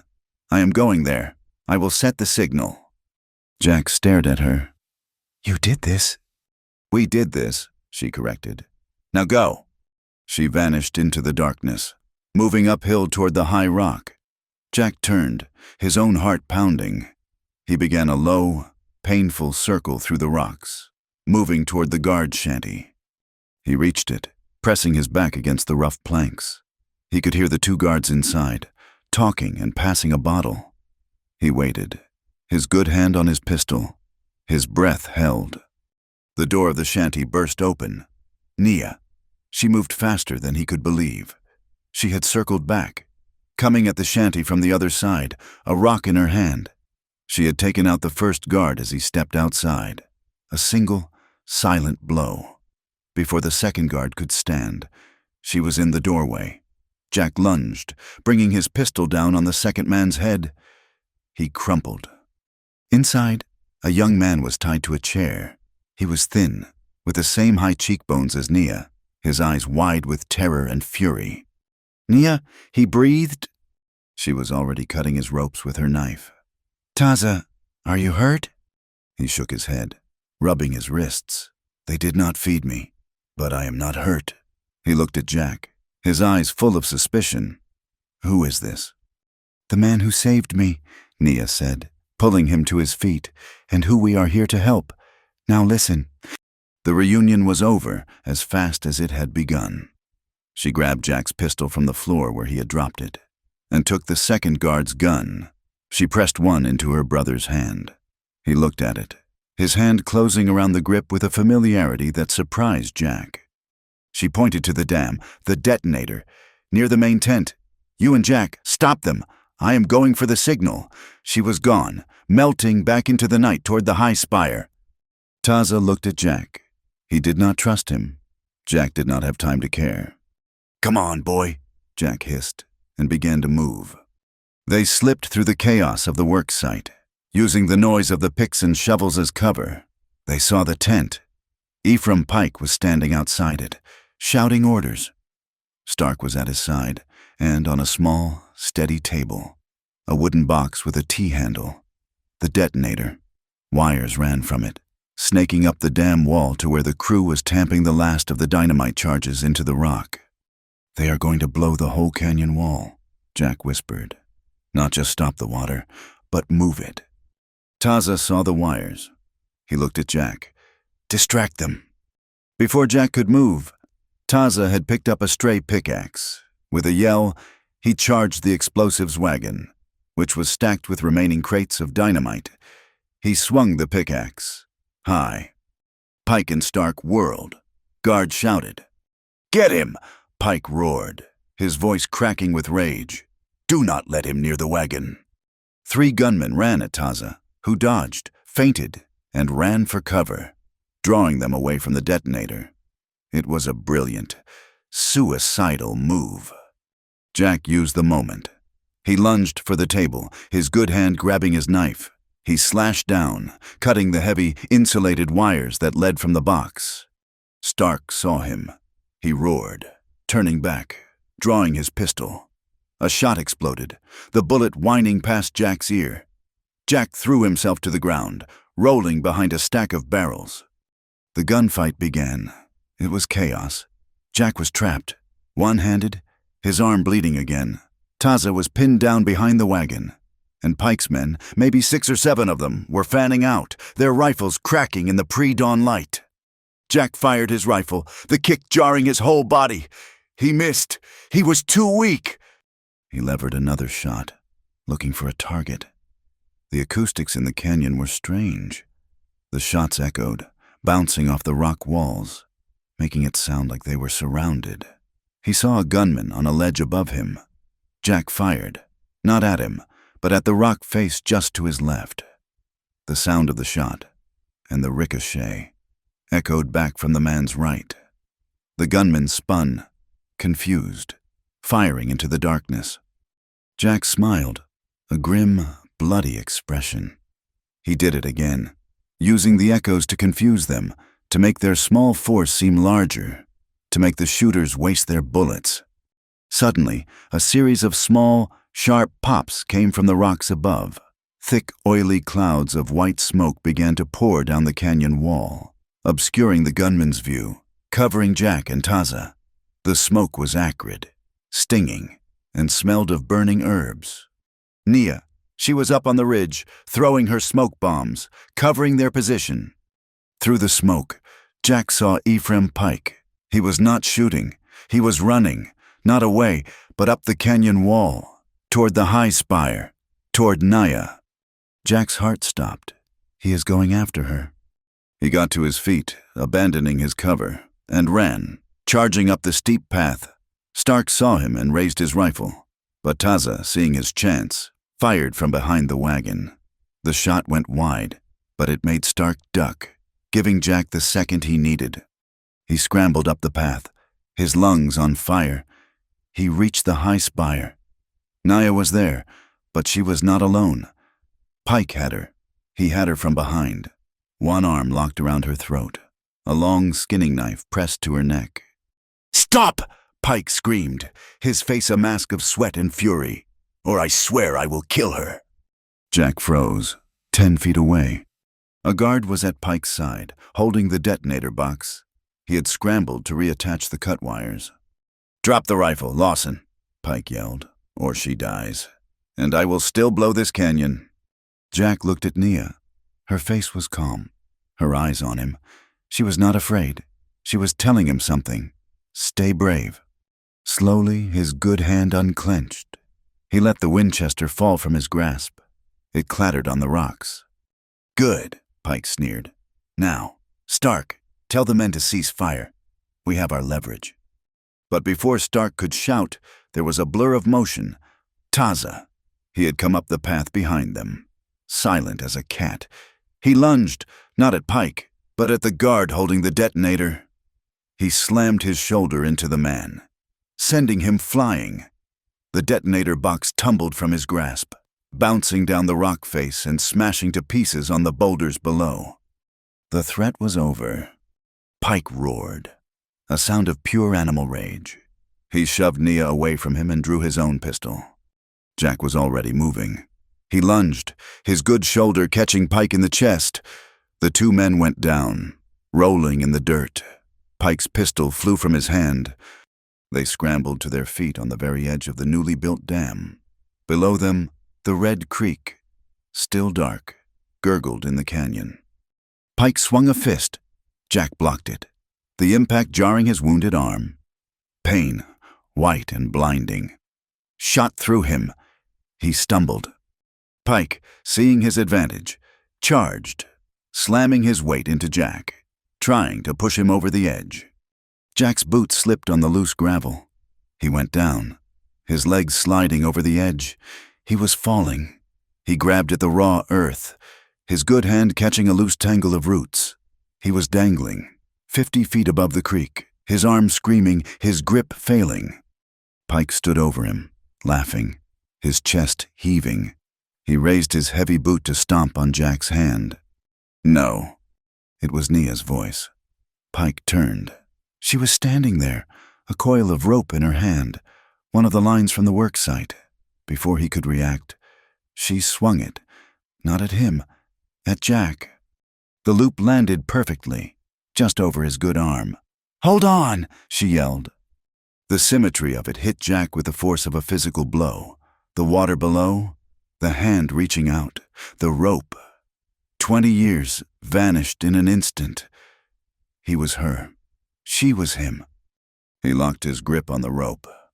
Pike turned back, his face uncomprehending, but it was too late. Taza was there. He brought his pistol butt down hard on the back of Pike's head. Pike crumpled and lay still. Nia and Taza pulled, their heels digging in, dragging Jack up from the edge. He collapsed onto the flat earth, breathing in raw, shuddering gasps. Naya was instantly at his side, her hand on his face. "He was alive. They were alive." "We got it. Jack." Jack looked up. Jed Miller was standing there, and behind him, the Garza family, Old Man Henderson, and a dozen other small ranchers. And behind them, half the town of Dusty Ford, their faces pale in the growing light. Even Sheriff Brody was there, his badge looking tarnished, his face terrified. Nia's signal, a bright red cloth she had set ablaze, had been seen. It had not just been a signal for the ranchers. It had been an alarm for the entire valley. Jack, with Nia's help, got to his feet. He was covered in blood and dirt. He reached into his shirt and pulled out the ledger. He walked to Sheriff Brody. "Here's your proof." "Sheriff." He threw the book at the man's feet. "Bribery, conspiracy, attempted murder." Brody looked at the book, at the angry faces of the ranchers, at the unconscious form of Ephraim Pike. He swallowed, his hand shaking. Before he could speak, Pike moved. He was not unconscious. He had been faking. In a single desperate motion, he rolled, grabbed a stray stick of dynamite from a nearby box, and lit the fuse from a burning torch. He threw it, not at the crowd, but at a secondary cache of powder, a small pile of black powder kegs meant for clearing stumps. "Run!" Jack yelled, shoving Nia behind him. The explosion was deafening. It was not the main charge, but it was enough. It tore a hole in the side of the canyon, not the dam, but the bank just below it. Rock and earth rained down. And then came the water, a muddy, angry torrent, diverted by the blast, surged sideways, away from the creek bed, straight toward the lower pasture where the work crew's horses were tied. A small flood, born of malice, was now thundering down the hill. The crowd panicked, but Jack, Nia, and Taza did not. "To the horses!" Jack yelled. He ran, grabbing a shovel. The other ranchers, seeing the threat, followed. They began to dig frantically, using shovels, picks, their bare hands, trying to cut a new channel, to turn the water away from the animals. It was a final, desperate test. Townsfolk, ranchers, Jack, Nia, Taza, all working together, shoulder to shoulder in the mud, fighting the water, fighting the land itself. They dug, they shouted, they worked until their hands were raw, and slowly, the channel deepened. The muddy water found the path of least resistance, turned, and flowed past the horses, rejoining the main creek harmlessly below. They stood, caked in mud, as the sun finally broke over the canyon wall. The creek flowed free. The dam was intact. But Pike's plan was broken. His men were surrounded, their hands in the air. Pike himself was being tied up by Taza, his face a mask of beaten fury. It was over. That night, they did not go back to the ranch. They were too tired. The valley was too raw. They made a small camp by the side of Red Creek, miles downstream from the dam, at the place where it all began. The fire was small, just enough to ward off the chill.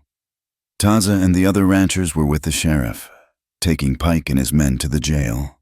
For the first time, Jack and Nia were truly alone. His arm had been cleaned and bound, tightly. He was weak, but his mind was clear. He sat on a log, watching the fire. Nia came and sat beside him. She did not say anything. She just sat, sharing the quiet. He looked at her, his heart too full to speak. He had been a man made of old grief, of fear, of cold ashes, and she had walked into his life and shown him how to be brave. He reached out his good hand, not to touch her, but just palm up, in the space between them. She looked at his hand, scarred and steady. She placed her own in it.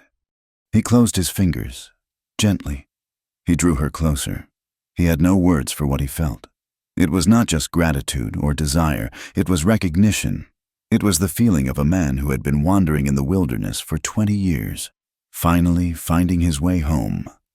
He leaned in, and she met him halfway. He kissed her. It was not a kiss of passion, but of promise. It was soft and slow, and tasted of wood smoke and sweat, and the faint, bitter trace of her healing herbs. It was a kiss that healed more than any wound. It was the sealing of a vow. She rested her head on his good shoulder, and he put his arm around her, holding her tight. They sat in silence, watching the fire, listening to the sound of the Red Creek, flowing, free and alive, in the darkness. At dawn, the sound of cheers and shouts from the town reached them, but it did not matter. The new day had already begun. The stagecoach from the capital arrived 3 days later, throwing up a cloud of pale dust that settled over Dusty Ford like a shroud. The town was a coiled spring. Pike and his men, including the brutal crew boss Stark, were in Sheriff Brody's jail cells. The ranchers, emboldened by their victory at the dam, had come into town armed, not for a fight, but for a reckoning. They stood in a silent group across from the sheriff's office. Jack, his left arm in a thick, clean bandage and sling, stood on the boardwalk with Nia and Taza. The air was still, hot, and full of unspoken questions. A man stepped down from the stagecoach. He was not a politician. He was tall, thin, wore a dark, plain suit, and had the gray, tired eyes of a man who had seen too much law and not enough justice. He was Commissioner Holland, the territorial authority. He looked at the armed ranchers. He looked at the quiet, watchful faces of the townspeople. He looked at Sheriff Brody, who was sweating through his shirt in the morning cool. "Someone," Holland said, his voice dry as a bone, "is going to tell me why it looks like this town is preparing for a war, and why I have received 3 separate telegraph messages, one about a legal dam permit, one about a riot, and one about a shipment of dynamite being stolen." The crowd looked at Sheriff Brody. Brody looked at his boots. Jed Miller stepped forward, his hat in his hands. "Sir, we did not steal it. We stopped it." Holland turned his cold eyes on Jed. "Stopped what?" "A man who was trying to steal our water." Jed pointed to the jail. "Ephraim Pike." Holland sighed. "I have Mr. Pike's permit right here, signed by Judge Hemlock. It looks perfectly legal to me." "It is a lie." Jack's voice cut through the silence. Holland turned. "Jack Lawson." He recognized the name from the permit. Jack walked forward, Nia at his side. He was holding the tin box. "Commissioner, that permit was bought, and we have the proof." They set up a table on the boardwalk. The entire town, ranchers and shopkeepers, gathered around. It was a hearing, right there under the hot, white sky. Jack laid the ledger on the table. Holland opened it. His face, already grim, darkened. He saw the names, the dates, the amounts. He saw Sheriff Brody's name. He saw the land office registrar. And he saw Judge Hemlock's name, clear as day, next to an entry for $500. Holland looked up at Brody. The sheriff's face was the color of ash. "Is this true?" Holland asked, his voice deadly quiet. Brody looked at the faces of his town. He saw Mrs. Gable, her eyes full of fire. He saw Mr. Haberdash, shaking his head in disgust. He saw Jed Miller, his hand resting on his pistol. The community pressure, the weight of his own long-buried conscience. It was too much. He broke. "Yes," he whispered. He pointed a shaking finger at the jail. He said it was progress. He said the railroad would make us all rich. He said the old claims were holding us back. I took the money. Holland slapped the ledger shut. The sound was like a gunshot. "Bring Mr. Pike out here." They brought Pike out, his hands in chains. He looked rumpled and his hand was bandaged, but his arrogance was still there. He saw Holland, and a small, confident smile touched his lips. "Commissioner, a pleasure, a small misunderstanding. I assure you, these farmers, they interfered with legal, private construction." Holland held up the ledger. "I do not see any misunderstanding. Mr. Pike, I see bribery. I see conspiracy. I see the theft of public resources." Pike's smile faltered. He looked at Brody and sneered. "The word of a weak, local fool." "It is not just his word," Jack said. "He told Holland everything. The ambush, the fire, the kidnapping of Taza, who stood right there. A living testament." Pike's eyes darted around. He was trapped. He tried one last, desperate gamble. He leaned toward Holland, his voice a low, confidential hiss. "Commissioner, be reasonable.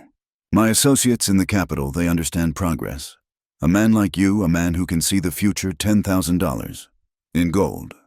for this inconvenience to be forgotten." Holland looked at him with such profound contempt that Pike visibly recoiled. "You are finished. Mr. Pike, you will be transported to the capital to stand trial for bribery of a territorial judge, attempted murder, and a dozen other charges." Pike saw it was over. His eyes went wild. He was standing near the edge of the boardwalk, near where Mrs. Gable was clutching her small son, the boy Nia had saved. In a single, violent motion, Pike lunged. He shoved Sheriff Brody, whose hand was on his gun. Pike snatched the pistol from Brody's holster, a movement as fast as a striking snake. He grabbed the child, pulling the boy tight against his chest as a shield. "Back off!" Pike screamed, his voice raw with panic. "All of you, get me a horse! Get me a horse now! Or I swear I will kill this boy!" The crowd froze. Mrs. Gable let out a thin, terrified wail. Jack did not hesitate. He did not have a gun. He did not have a good arm. He just moved. He stepped off the boardwalk, placing his own body directly in front of Pike, shielding the child. "Let him go. Pike, it is over." Pike shoved the boy away, hard. The child tumbled into the dust. Pike raised the pistol, aiming it square at Jack's chest. He fired. The sound of the shot was deafening. Jack grunted, slammed backward by the force. The bullet had caught him high on his good shoulder, a glancing, fiery blow that tore through the muscle. He staggered, but he did not fall. Pike snarled, leveling the gun again, this time at Jack's head. Another shot cracked through the air. This one was from above, from the roof of the general store. Taza. He had not been in the crowd. He had been watching. The shot was not a killing shot. It was a shot of impossible skill. The bullet hit the pistol in Pike's hand. The gun exploded in a shower of wood and steel. Pike howled, a high, thin sound, clutching his shattered, bleeding hand. He was disarmed, broken, surrounded. He looked up, his eyes meeting Nia's. She had walked into the open street. She stood in the dust between Jack and Pike, between the town and the man who had tried to ruin it. "It is enough," she said. Her voice was not loud, but it carried in the absolute, stunned silence. "No more shooting, no more fire. It is finished." Pike, his hand ruined, his power gone, his spirit broken, crumpled to his knees. He began to sob, dry, heaving sounds of rage. Sheriff Brody, his face pale but his hands suddenly steady, walked forward. He snapped the manacles onto Pike's wrists. It was, finally, over. Commissioner Holland stepped onto the saloon porch, holding the false permit. He ripped it in two, and then in four, and let the pieces fall into the dust.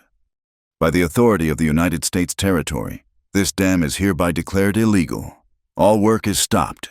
He looked at the crowd, his gaze landing on the ranchers. Red Creek is a public resource. It belongs to this valley. It belongs to all of you. He then announced that Ephraim Pike, Stark, and the rest of his gunmen would be taken for a full county trial. The mood of the town, which had been so tight, so full of fear, finally broke. A ragged cheer went up. People began to move, to talk, to breathe again. The first person to move was Mrs. Gable. She ran to her son, clutching him. Then she ran to Jack, who was leaning against a post, his good shoulder now bleeding through his shirt. "Are you hurt, Mr. Lawson?" "It is just a scratch," Jack said, his voice rough. "Mrs. Gable then turned to Nia. Her face, which had once held such pinched suspicion, was now full of a deep, painful shame. She reached out, hesitated, then touched Nia's arm. "Ma'am, miss, I am sorry. For what I said, for what I thought. You saved my boy, and now you saved us all. Thank you." Mr. Haberdash came out of his store. He was carrying a large bag of coffee. He pushed it into Nia's hands. "On the house," he mumbled, his face red. "We have been fools." The ice was broken. The hard shell of prejudice that had defined Dusty Ford had cracked, wide open. Jack looked at the faces around him. He felt Nia at his side. He felt the town watching them. He was tired of the whispers. He was tired of the shame, his own and theirs. He stood up straighter, ignoring the fire in his shoulder. He put his good arm, his left arm, the one that had been torn by a bullet and healed by her, around Nia's waist. He pulled her close. The crowd went silent again, watching. He spoke, his voice clear, for all to hear. We all fought for this water. We fought for our homes. He looked down at Nia, his gaze softening. This woman, Nia, she did more than that. She taught me how to fight again. She taught me how to be brave. He looked back at the crowd. You all see her as a stranger, an Apache. I see her as my home. I love her, and I am not ashamed. We are building a life here, together. He had expected silence. He had expected outrage. What he got was a long, stunned pause. Then, Jed Miller, his tough, leathery face unreadable, started to clap. Just a slow, steady clap. Then Old Man Henderson joined in. Then Mrs. Gable. It was not a roar, but it was a beginning. It was acceptance. Later that day, Commissioner Holland found Taza. He had the ledger. These men you worked for this railroad crew, they exploited your people. They will answer for it. The railroad will agree to a new route, and there will be compensation for the native workers. He looked at the charge sheet from the camp. These theft charges, filed by Stark, they are false, are they not? Yes, sir, Taza said. They are dismissed, Holland said. You are a free man. Mr. Taza, you are a hero. And, I am told, a hell of a shot. Taza nodded. He looked over at Nia, who was helping Jack. I think I will stay, he said. My sister has much to teach me about healing. That evening, they rode back to the ranch. The air was cool. The land was quiet. The smoke was gone. They did not talk. They just rode, side by side. When they got home, Jack, his shoulder freshly and tightly bandaged by Nia, walked with her down to the creek. The water was flowing, clean and peaceful, catching the last light of the sunset. She was holding the blanket, the one she had finished in the chaos. The 2 stars, gold and silver, were stitched perfectly in the corner. Jack stood beside her, watching the water. When you came here, he said, his voice hesitant, his heart pounding harder than it had when Pike was shooting at him, you said you came here to marry me. Nia looked at him. Her face was calm, her eyes full of a deep, patient love. I did. He turned to her. I was a fool, an old, scared fool. I said I was not worthy. He took a deep, shuddering breath. I am still old. I am still scarred. I have got one good arm and another one that just got shot, but I want to be worthy. I want to spend every day I have left trying to be. He took her hand. Not the one she had offered him out of duty, but the one he was asking for in love. Nia, you asked me. Now I am asking you. Will you marry me? Will you build this home with me? She did not answer him with words. She just smiled. A slow, warm smile that lit her entire face.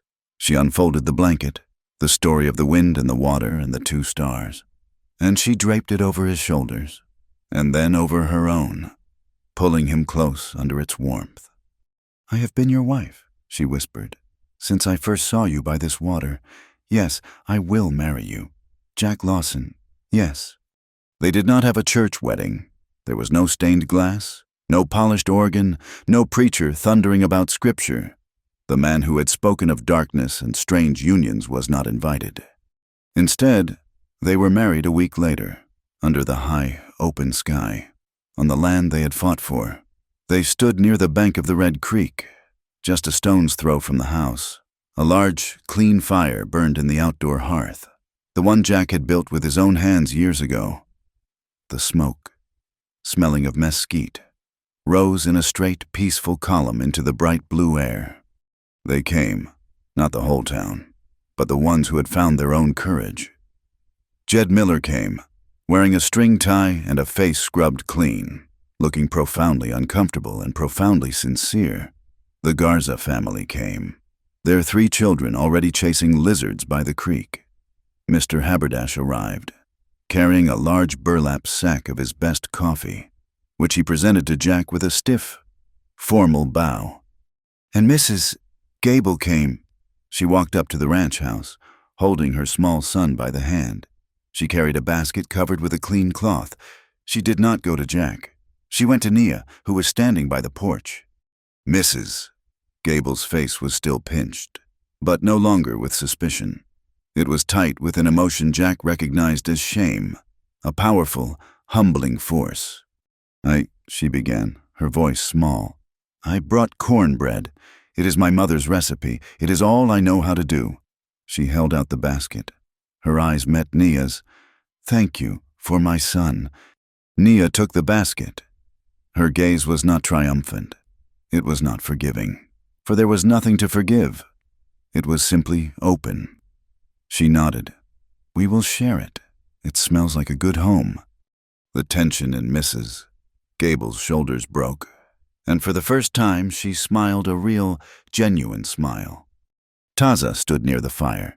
He was not in his railroad clothes. He wore clean, beaded Apache leggings and a simple linen shirt. He was the family. He was the witness. Jack stood by the fire, his good arm at his side, his left arm bound in a clean white sling. Nia had insisted. He had protested, but she had looked at him with the quiet authority that was now the foundation of his world, and he had relented. He wore his old white shirt, the one he had saved for 20 years. It was starched, the collar stiff, and he had polished his boots until they shone like dark water. Nia came to stand beside him. She wore a simple white cotton dress, a practical, clean garment, but Taza and she had worked on it, around the hem and on the sleeves. She had stitched the deep blue patterns of the water and the white swirls of the wind. In her long, dark hair, she had woven a single, bright white yucca blossom. There was no officiant. There was no book. There was only the wind, the grass, the fire, and the small gathering of people who had seen the truth. Taza stepped forward. In one hand, he held a small clay bowl with water drawn from the Red Creek. In the other, a handful of bright, yellow corn seeds. He knelt by the hearth, dug a small hollow in the warm earth, and placed the seeds inside. Then he dipped his fingers in the water and sprinkled it over the seeds. A promise of a new season, a promise of life. He stood and looked at Jack and nodded. Jack turned to Nia. His voice, in the great, quiet expanse of the valley, was rough. He was not a man for speeches. I have been on this land for a long time, he said, his eyes on her. I thought I was just holding it, a guardian for a memory. It was a cold place, a place to endure. He paused, finding the words. Then you came. You taught me that this land was not just for remembering. It was for living. He looked at the faces watching them. Jed Miller, the Garzas, Mrs. Gable. You all heard me say I love her. You all heard me say I am not ashamed. Now I say it to her. He looked back at Nia, his heart bare for all of them to see. I was wrong when I said I was not worthy. I am, because you have shown me what worth is. It is not just facing a gun. It is not just surviving. It is being brave enough to build a home. My home is with you. He finished, his throat tight. Nia did not speak for a long moment. She reached out and took the finished blanket from Taza, the story of the wind, the water, and the 2 stars. I came here, she said, her voice clear and strong, to pay a debt for a life. I did not know that I would be finding my own. I looked for a man who saved a child. I found a man who saved me, and who let me save him. She unfolded the blanket. This is my promise, that our courage will not just be for the fight, it will be for the quiet days. It will be for the long nights. It will be the warmth in our house. She did not give him the blanket. She stepped forward and draped it over his shoulders, the thick wool covering his wounded arm, his good arm, his back. Then she stepped under it herself, pulling the other end around her own shoulders. They stood together, wrapped in the single, shared promise. Taza, who had been watching, raised a small, wooden flute to his lips. A high, clear, reedy note floated into the air. It was not a hymn. It was the sound of the wind itself. Another man, one of the Garzas, began a slow, steady rhythm on a small hand drum. The spell was broken. Mrs., Gable's son, released from the solemnity, let out a whoop and chased one of the Garza girls around the corral. The sound of their laughter, high and free, was the sound of a new beginning. It was the sound of life, finally and completely washing away the smell of gunpowder. Later, as the sun began to dip, the small celebration continued. The talk was not of Pike or the trial. It was of the future. Sheriff Brody, who had stood at the back, his hat in his hands, finally approached Jack. He looked tired. "Jack," he said, his voice low, "I am not asking for you to forgive me, but I am telling you. Commissioner Holland, he gave me a choice. I am reforming the town council. We are rewriting the charter. The law in Dusty Ford will, from now on, serve the people, not the highest bidder. I promise you that." Jack just nodded, accepting the man's first step. By the corral, Jed Miller, Mr. Garza, and Jack stood, looking at the thin cattle. "We got lucky," Jed said, chewing on a piece of grass. "We made our luck," Jack replied. Jed nodded. "Well, we cannot get that lucky twice. I am proposing a community water board, the Red Creek Water Association. You, me, the Garzas, Henderson. Everyone with a claim. We write it down. We make it law. Equal shares. No one, ever again, can come in and steal what is ours." "It is a good plan," Jack said. "I am in." Taza, in the meantime, was sitting with Nia by the porch. He was watching her grind herbs in a stone bowl, her hands sure and practiced. "You are staying," she said. It was not a question. For a time, he watched her. "Your medicine, it is strong. The cactus you used on his arm, the willow bark for the fever. Our people know these things." "The town needs them," Nia said. Taza nodded. He looked toward Dusty Ford. "They have their own doctor, but he is expensive, and he has no cure for a colicky horse, or a cow that will not feed." He looked back at his sister. "I think I will stay. I will learn from you, the horse and the man. Perhaps I will open a station in town, an herbalist's shop, for both our peoples." Nia smiled and placed her hand on his.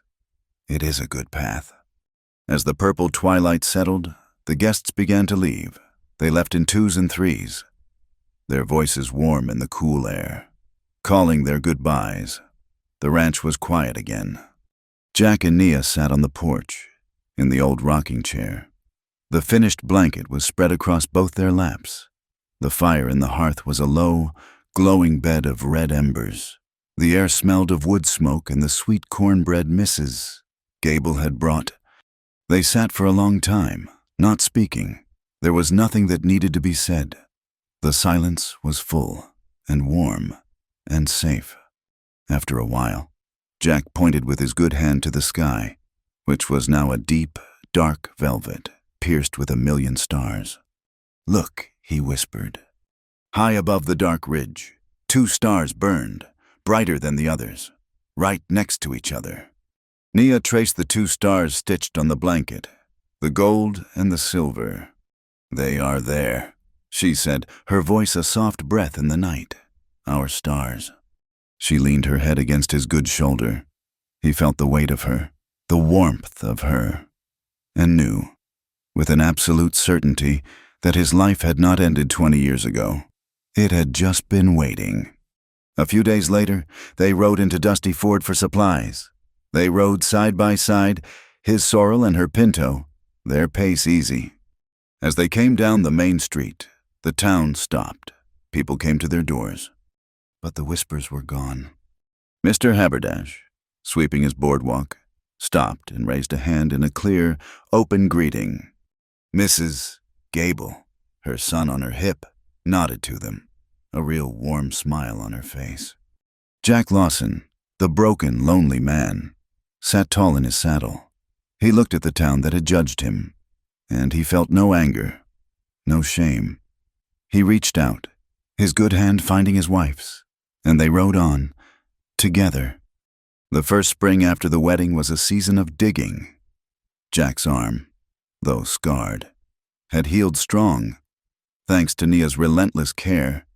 He, Taza, and Jed Miller led a crew of ranchers, not with guns, but with shovels.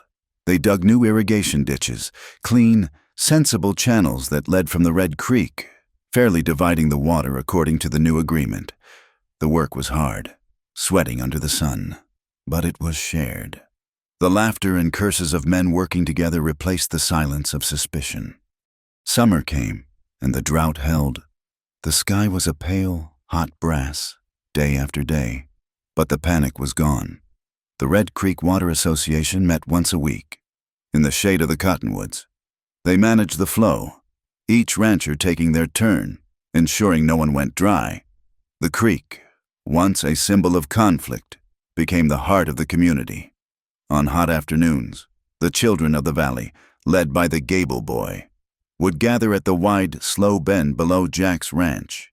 He would sit on his porch, watching them splash and yell. Nia would be down at the bank, showing them which plants had edible roots and which leaves would soothe a sting. She was teaching them to respect the water that was saving them all. Autumn brought a harvest that the valley had not seen in years. The shared water, managed with care, had worked. The corn in Nia's garden stood tall, and the pastures, though dry, had held enough grass. There was a feeling of security, a shared abundance that came not from luck, but from work and trust. Winter settled, and the world grew quiet. But inside the ranch house, the silence was a warm, breathing thing. The hearth was never cold. Jack Lawson's hair was whiter, the lines around his eyes deeper. The scars on his arm were a permanent, ropey map of the fight. But his smile, which had been a rare and painful thing, was now easy and frequent. He would sit by the fire, oiling his leather, and watch his wife. Nia would be at the table, her medicine bag open, carefully sorting dried herbs, or reading one of the books she had bought from the capital. Her presence was the anchor of his world. The cold, empty spaces of the house were gone, filled with the scent of sage and the sound of her quiet movements. In town, the change was nailed to the wall. Sheriff Brody, who now walked his beat with a straight back, had framed the Red Creek Water Association agreement. It hung in his office, right next to his badge, for all to see. The first line, written in fine script, was a testament to the new valley. In the spirit of community, and in memory of those who came before. It was a legal document, binding and firm. But at the bottom, Jed Miller had insisted on an acknowledgement. With thanks to the resilience of Martha Lawson, and in honor of the first peoples of this valley, the people of Nia Lawson, who taught us to see the water as a gift, not a prize. One afternoon, Jack stood on the porch, looking at that document in town. He was not thinking of the law. He was thinking of the past. He remembered that day, 20 years ago, the sky black with rain, the roar of the flood. He remembered the small, dark hand grabbing his arm. He had thought of it, for 2 decades, as a thing that had happened, a moment of action, quickly buried by work and grief. He realized now, with a clarity that was as calm and deep as the creek itself, that it had not been an end, it had been the beginning. In pulling that child from the water, he had not just saved her. He had cast a rope into his own future.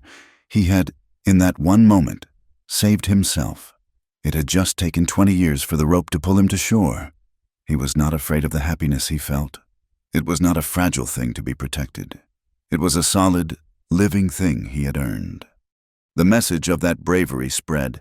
Taza, who had stayed through the winter, took a job with the railroad, not as a laborer, but as a liaison, a foreman for the new native crews, his wages fair.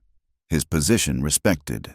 One night, around their own campfire, the younger men asked him how he, who had been a prisoner of the company, now worked for it with such pride. Taza told them the story. He told them of a rich man who believed he owned the world, and of an old, broken rancher who had forgotten how to fight. He told them of his sister, who had walked into the heart of the trouble with nothing but her knowledge and a promise. He told them about the fight at the dam. He taught them the words that had become his family's creed. "Stay brave," he said to them, the firelight on his face. It does not just mean to be brave in a fight. It means to be brave enough to hold on to who you are, to honor your people, to demand your piece of the future, and to never ever let them make you ashamed. The future of the valley was secure. The news from the capital confirmed that Ephraim Pike, after a swift trial, had been sentenced to 20 years in the territorial prison. His property, his holdings, even the half-built illegal dam, were seized by the territory. The dam was ordered dismantled, and the money from Pike's assets was used to create a fund, compensating the ranchers he had threatened and paying the back wages for the native workers he had exploited. The town of Dusty Ford, which had nearly torn itself apart, had learned the hard lesson of slow, patient, and unyielding justice. One evening in the spring, a year after their wedding, Jack and Nia were approached in town. It was Mr. Haberdash and Mrs. Gable. "Mr. Lawson, ma'am," Haberdash began, twisting his hat. "The town, we have a problem. The children, they are running wild. They need schooling. We were thinking—" "Mrs." Gable cut in, her voice earnest. "We have the funds to build a small schoolhouse, down by the creek, perhaps." "And we need a teacher," Haberdash said. Jack smiled. "I am sure we can find one." "Mrs." Gable looked directly at Nia. "We do not just want a teacher for reading and writing. Ma'am, we want one who can teach well, truth, about the land, about healing." She looked at her son, who was holding Nia's hand. "We were wondering if you would be our teacher." Nia looked at Jack, a question in her eyes. He just smiled and nodded. "I would be honored," Nia said. The ranch was at peace. The wind, coming down from the high pastures, was cool and sweet. It stirred the blanket, the one with the wind and the water, which hung on a line on the porch, airing in the sun. The house smelled of fresh cornbread and the familiar, comforting scent of Jack's saddle leather. In the corral, the sorrel mare stamped a hoof and nickered softly. Jack and Nia sat on the porch, watching the sky. The first stars were appearing, and high above the ridge, the two stars, the gold and the silver, burned bright, side by side. Jack reached out his good arm and pulled the blanket from the line. It was warm from the sun. He wrapped it around her shoulders, and then his own. She leaned against his chest, and he rested his chin on the top of her head. They were home. "Love does not forget," he whispered, his voice a low rumble in the dusk. "It just takes the long way home." Thank you so much for listening to our story. We would love to connect with all of you, so please, comment below and let us know where in the world you are listening from. Be sure to subscribe to our channel, Wild West Tales. Like this video, and press the hype button to help this story reach even more people.